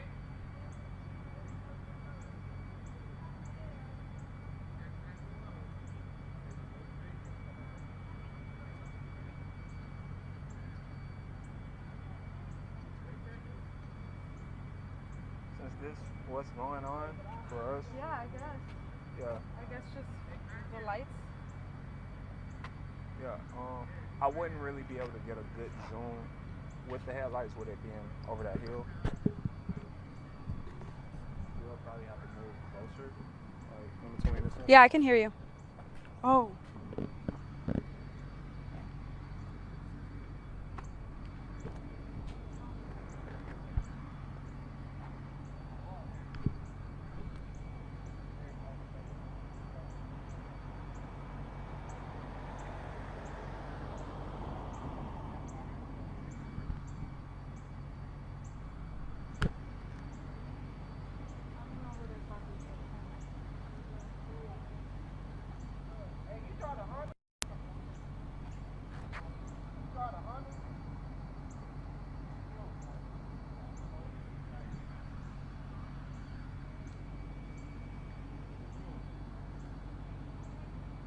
Brent, who are you talking to?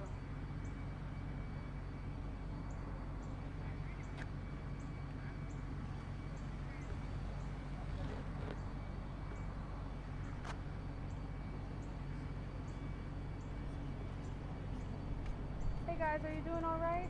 Yeah, we're okay. Safe from everything? Okay, cool. Stay safe. Stay too.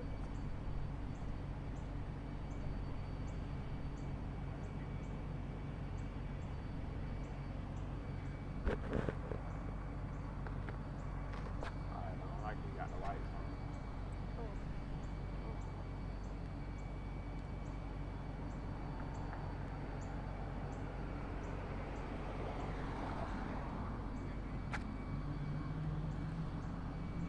So the ones I left earlier. I can hear you. You want me to do a thumbs up?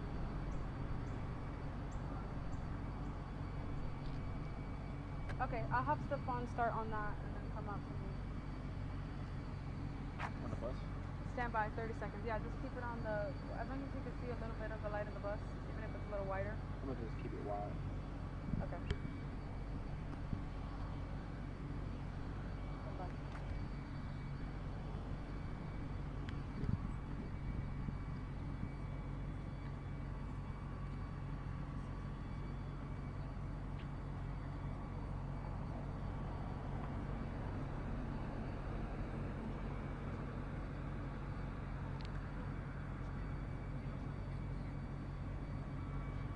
Absolutely, Jade.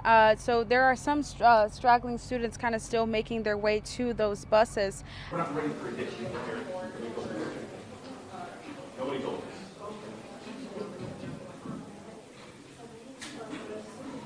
Wow.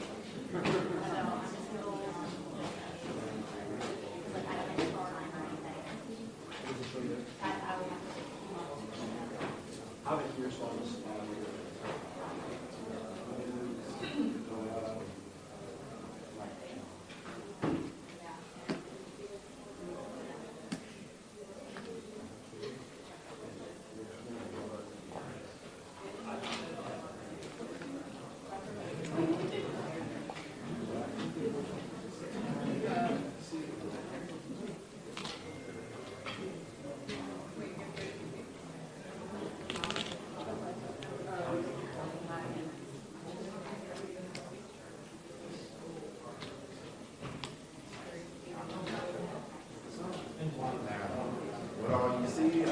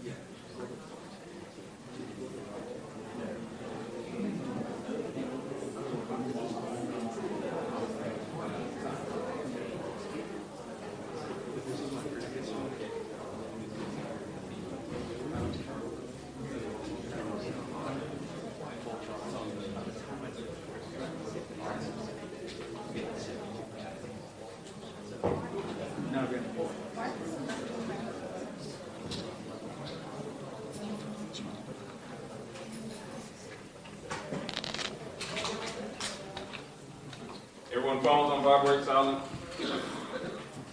Please. Yeah.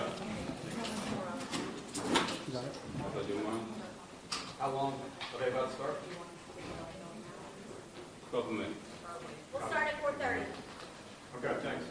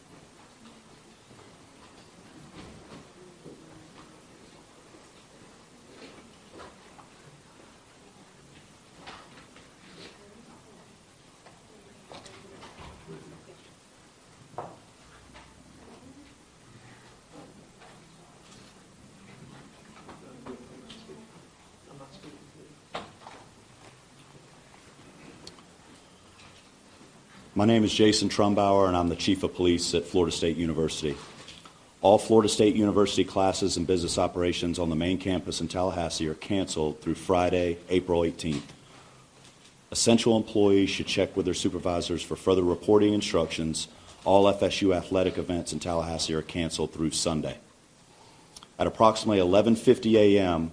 Thursday, April 17th, a gunman opened fire on the main campus of Florida State University in Tallahassee, shooting multiple individuals in the vicinity of the Student Union building. FSU police responded immediately, engaged, neutralized, and apprehended the shooter. 2 victims of deceased are deceased, and 5 individuals have been transported to a local hospital with gunshot wounds. The shooter has also been transported to a local hospital. The 2 deceased are not students. The shooter is believed to be a current FSU student. I do not have additional information on the shooter's identity at this time. Students who need assistance can go to the Donald L. Tucker Center, where the university is providing counseling, health care, and other support services. Family members are also able to go to the Tucker Center for assistance. Students, faculty, and staff are asked to call their loved ones as soon as possible to update them on their status. The student union and the surrounding area is still considered an active crime scene. Individuals should avoid the area. Students should not return to the student union to retrieve personal property at this time. Students may return to their residence halls, but they should otherwise stay indoors on main campus to allow first responders and university staff to do their jobs and respond to those needing assistance.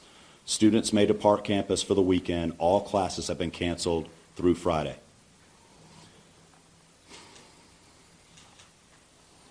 Before I turn this over to Chief Revel, I want to thank all the brave men and women of the FSU PD for responding immediately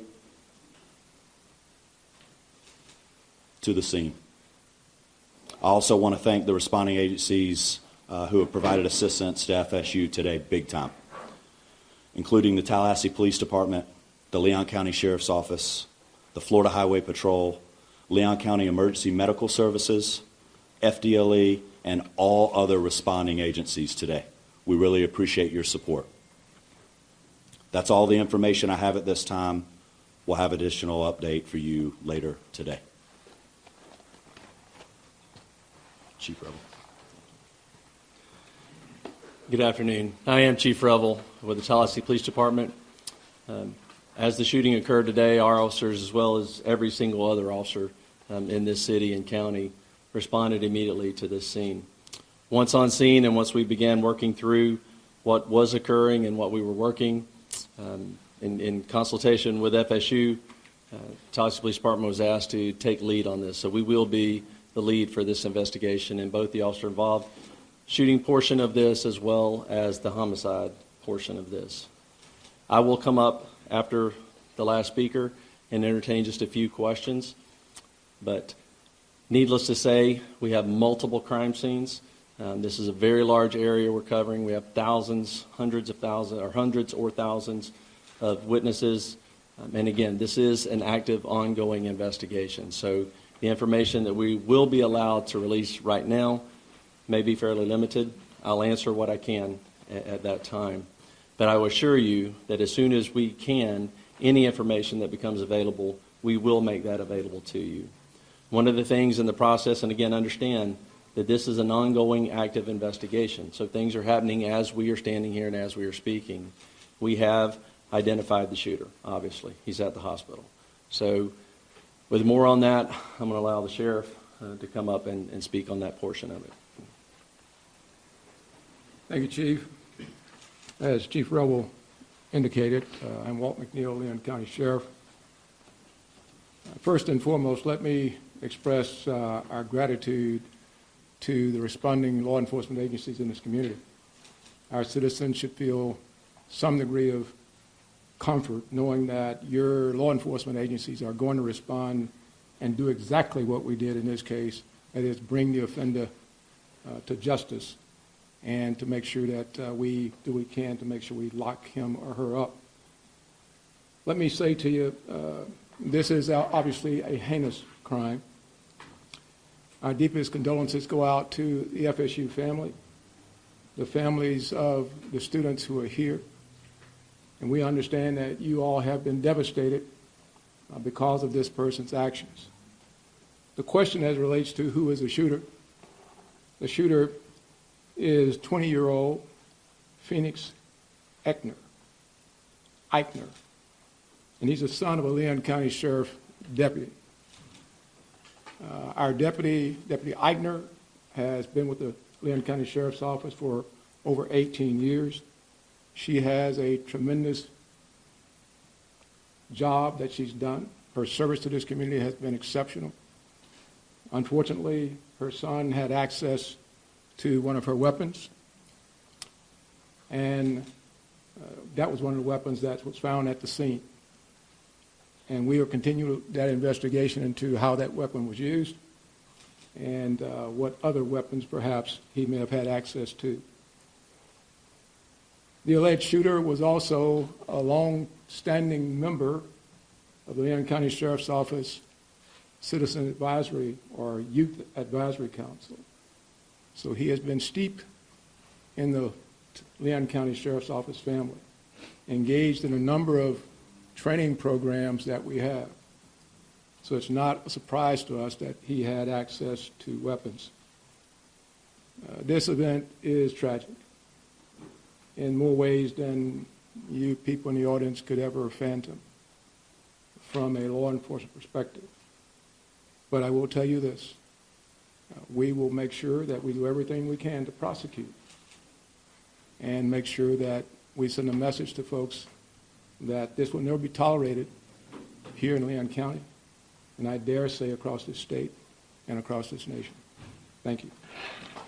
Let me bring up the FBI Assistant Special Agent in charge, Hubert Reynolds.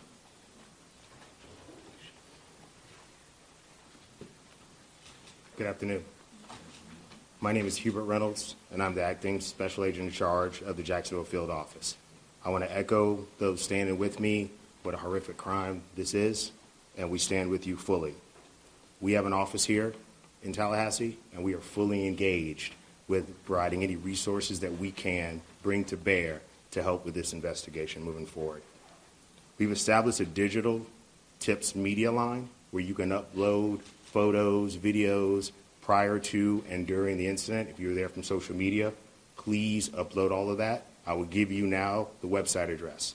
You can upload any tips to www.fbi.gov/FSU shooting. Again, that's www.fbi.gov/FSU shooting. I want to assure you that we are going to bring every available resource to be able to help the community and the local people here. Thank you.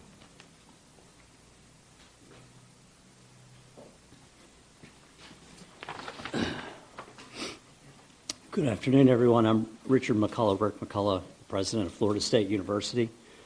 This is a tragic day for Florida State University. We're absolutely heartbroken by the violence that occurred on our campus earlier today. 2 have died. 5 other innocents are being treated for their injuries. We're working to support the victims, their families, and everyone affected by this traumatic event. I just returned from the hospital. The First Lady and I met some of our students who were the victims. Our hearts go out to our students and the victims of this terrible tragedy. I have to say that our law enforcement, our FSU police officers, are absolute heroes in this regard.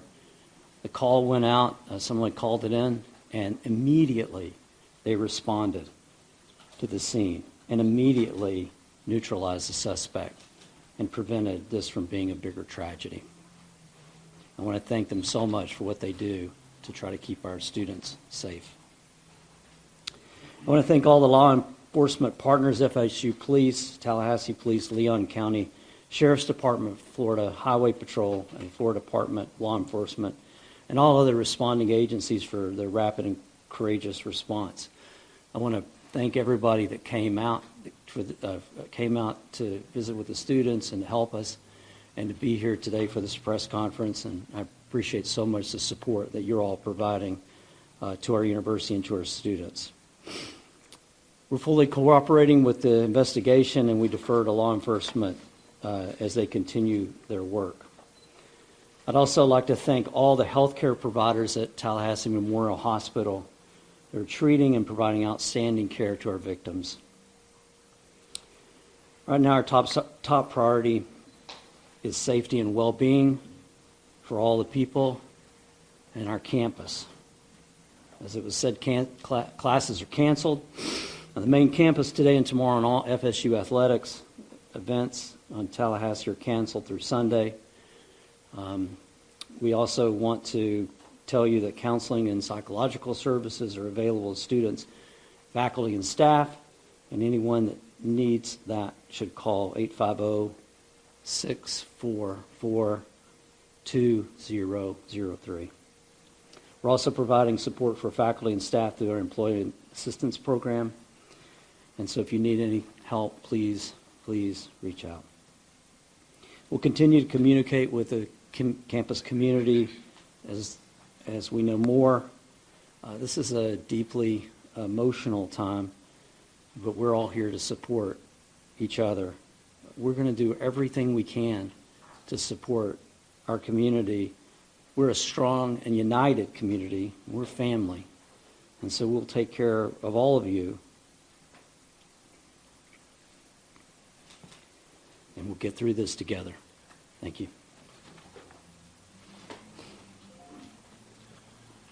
All right, at this time we will take a few questions.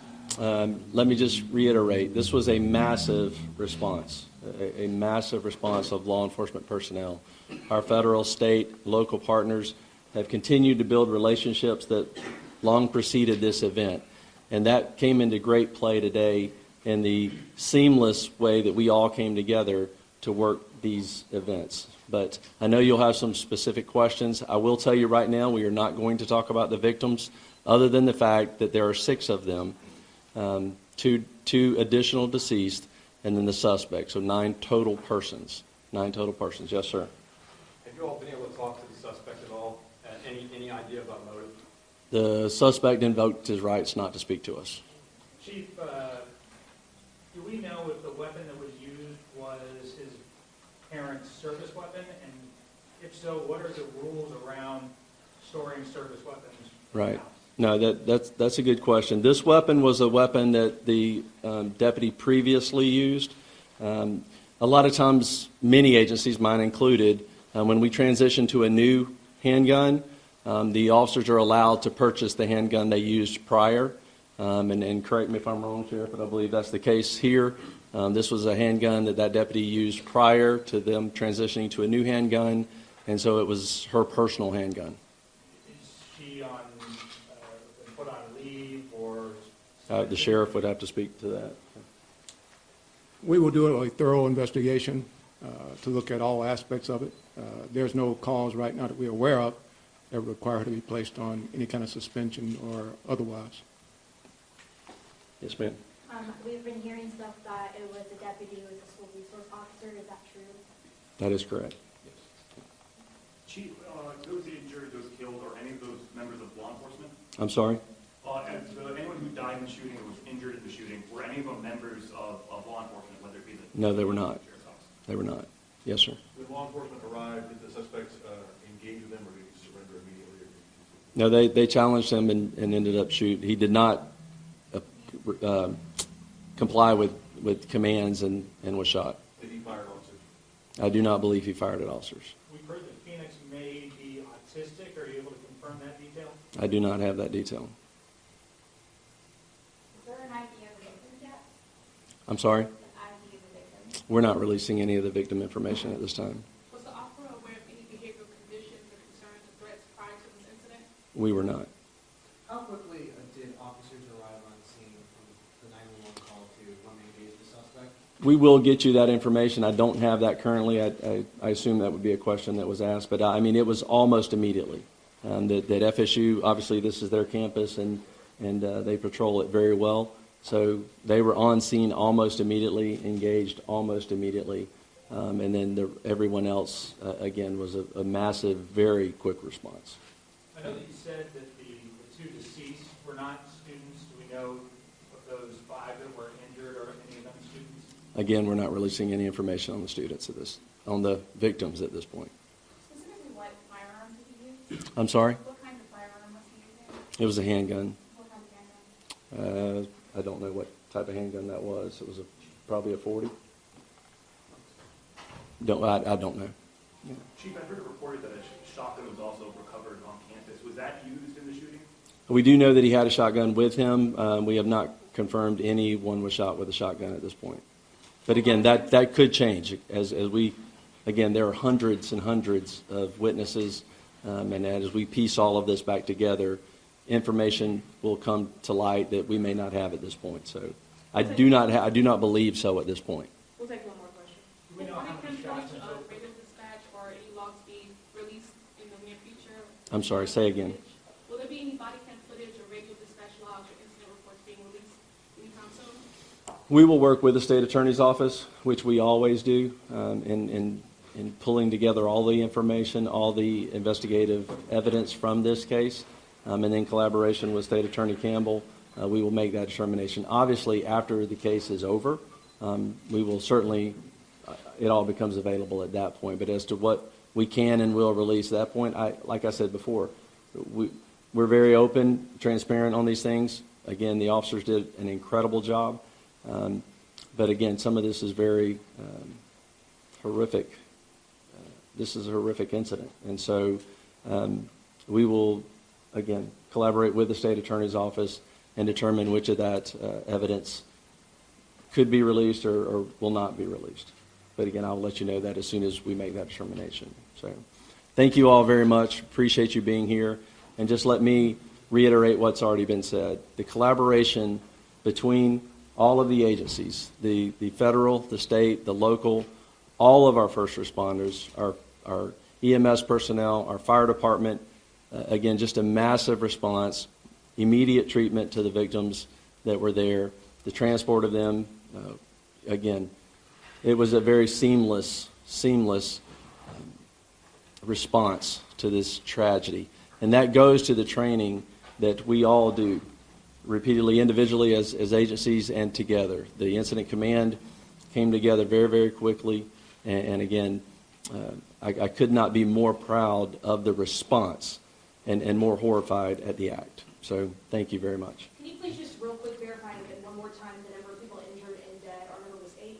I heard you say 9. Sure. Total number of 9. And that includes the suspect. So there are 6 victims that are injured, 2 victims that are dead, and 1 suspect. And that's, let me just reiterate this because I'm not sure we said this. We have no reason to believe at this point that he did not act alone. So there is no further threat to our community at this point. So thank you very much.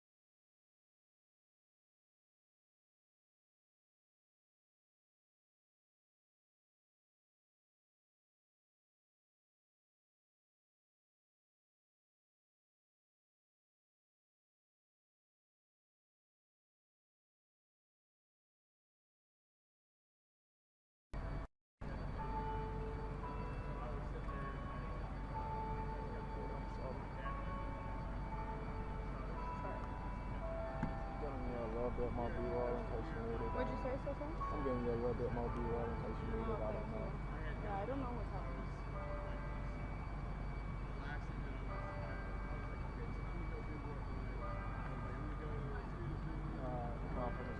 Shooter believed to be FSU student in custody at hospital. Alleged shooter, son of LCSO deputy. Suspect identified as 20-year-old Phoenix Ickner. Son had access to his mom's weapons.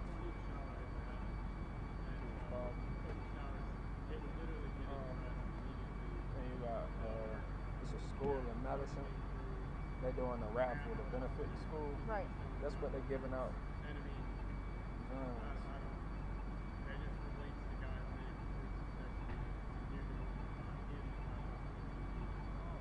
Pardon? Oh, sorry. It's a school in Madison doing a raffle to benefit the school. Is it not the... Oh, no, that was a prayer flyer. Never mind. Sorry. They're giving out guns. I showed Vicky the flyer and everything, and it's a great area for us as far as coverage, even from a concern aspect, because when they're speaking up against it, like really, So not a shooting when they're saying, let's give out guns, like to help people protect themselves? No. It wasn't because of this. This was before him. Oh. But still, though, I'm That's saying, still like, fucked, yeah. fuck. I thought you were saying it was in response to this. I'm like, really? That's what we take away from this? Madison. But still, like, it's just, I don't think guns in schools belong on any flyer together. But it wasn't, it's that good feeling of like, oh, this guy's,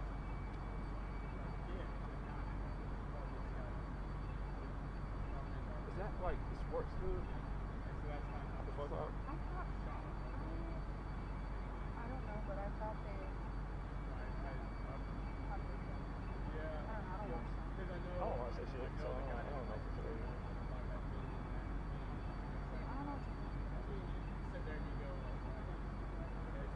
But they playing goddamn, I don't know, frisbee and shit. What's that? I guess. I would have counseled the frisbee game for the day, man. Like, trust me, everybody I've talked to today is in there. No, they just kind of crazy.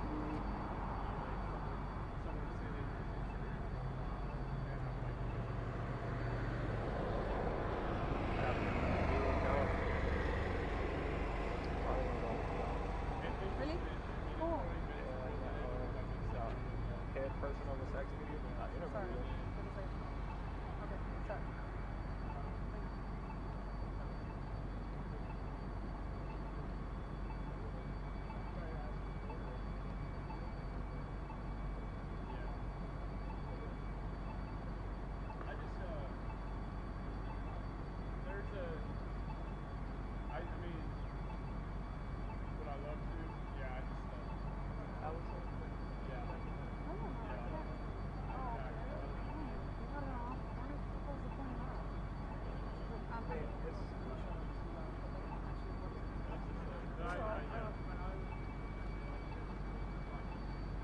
Everybody on deck, all hands on deck. Yeah.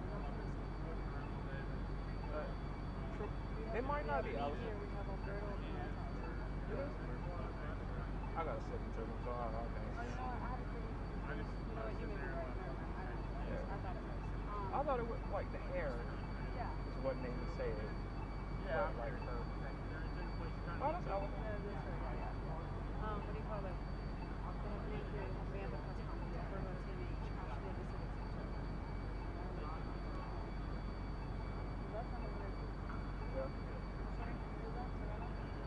Oh, it may be. It may be. 2 people are dead.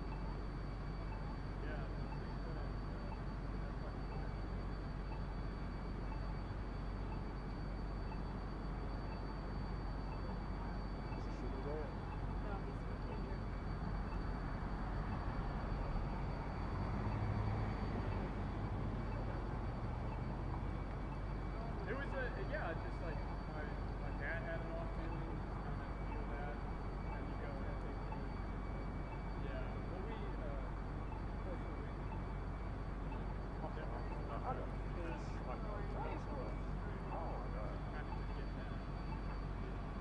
No, the Asian that I was asking about.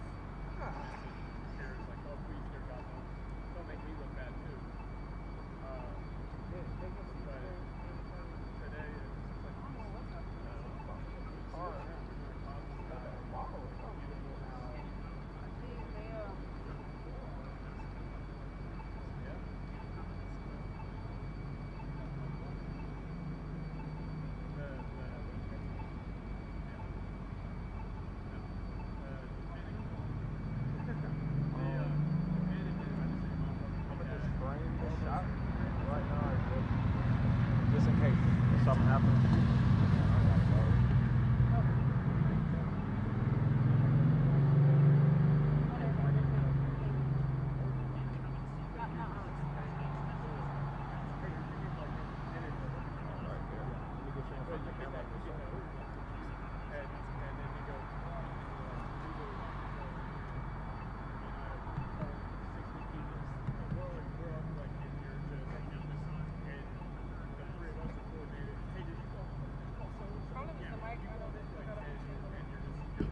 I got a hook in it.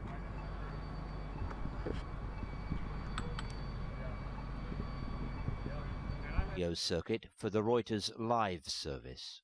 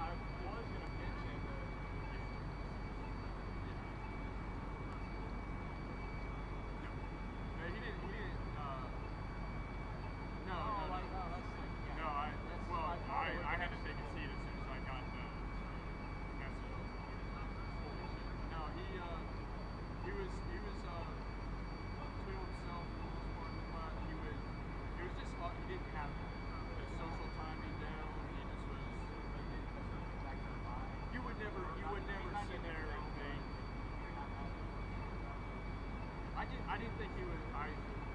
My thought was this is an insecure individual who's trying to put on fine thick skin against him, and you can tell when someone's in pain, and you don't think you weren't sitting there going, yeah, it was so foreign to my mind, but I know that he and I had not gotten along in that class because he was not. This was not super religious. He would say something unintelligent or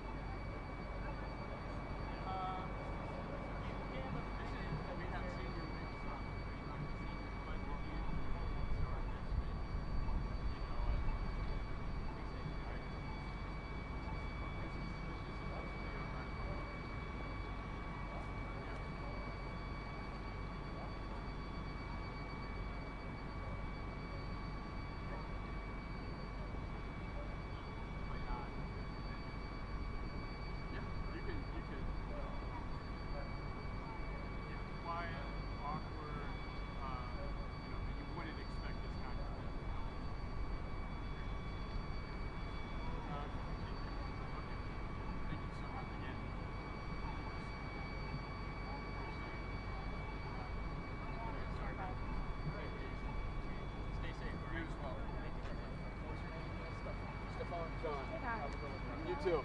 Stay safe. John, just what you figuring. You're fine. We're not live yet. Oh, okay. Continue down this path.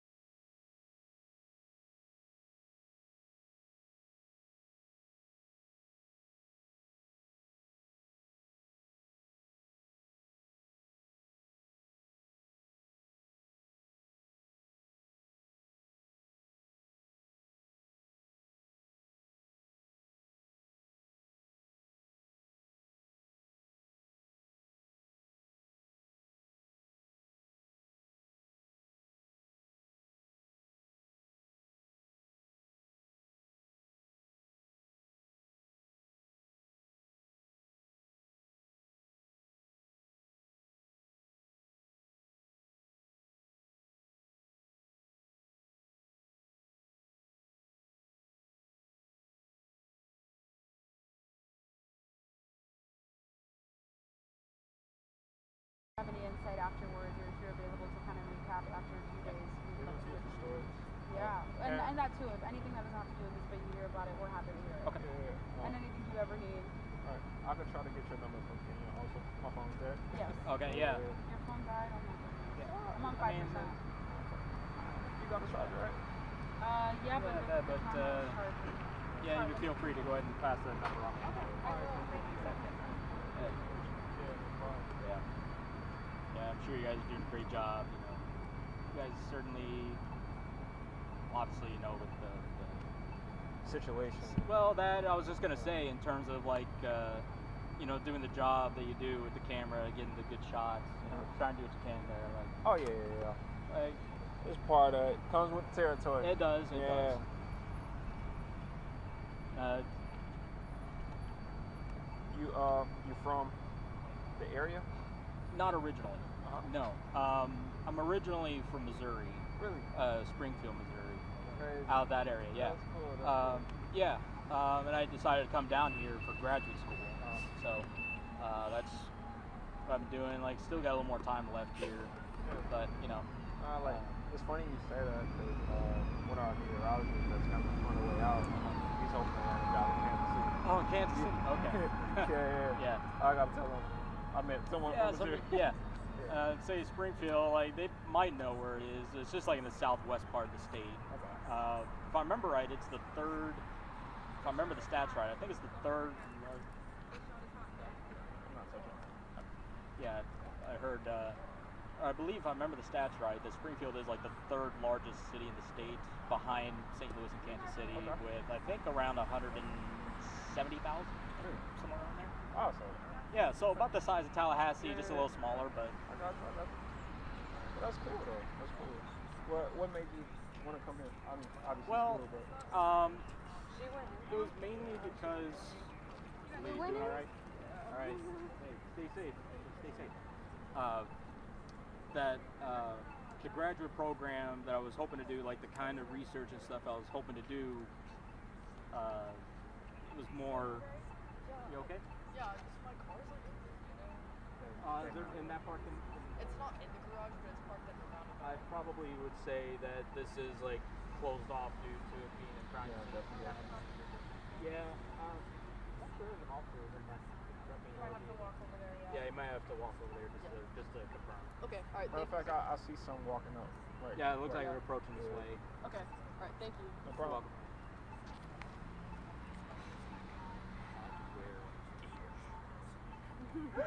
That's true. That's why she can't get a car right now, huh? Oh, Jesus. Oh. Joseph. Conference earlier today, and the suspect did not shoot back, but that is the Oh, did you get some of those? we learned from police. I think I was just standing in it. I was like, oh, yeah. That shouldn't be good. Yeah.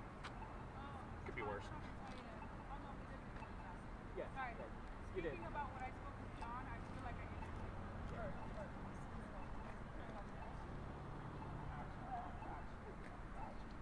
He's the best. I was so happy. I think that I would have offered to hug you, but. Oh, wait, hold on. Let me put this away. We can have a hug. It's hard to do that. Well, never mind. Need to move off the Rex. Okay. Guys, I was saying like keep it off. Yeah, no, you're good. I was gonna joke about saying that if I were to say what I was gonna say, you might know why. Like if I was gonna give you a hug, you may know why. But of course, off the record. No, you're fine. I try. You're fine.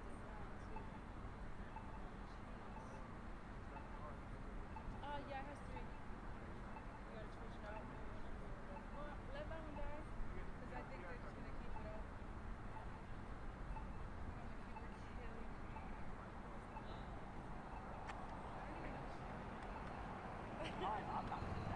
Yeah, you I've been on my feet for like only 4 hours. Adrenaline, yeah, that helps.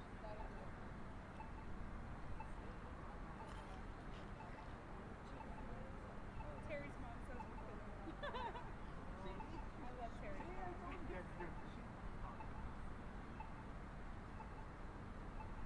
Hello. Hey, are you okay? Yeah, I'm okay.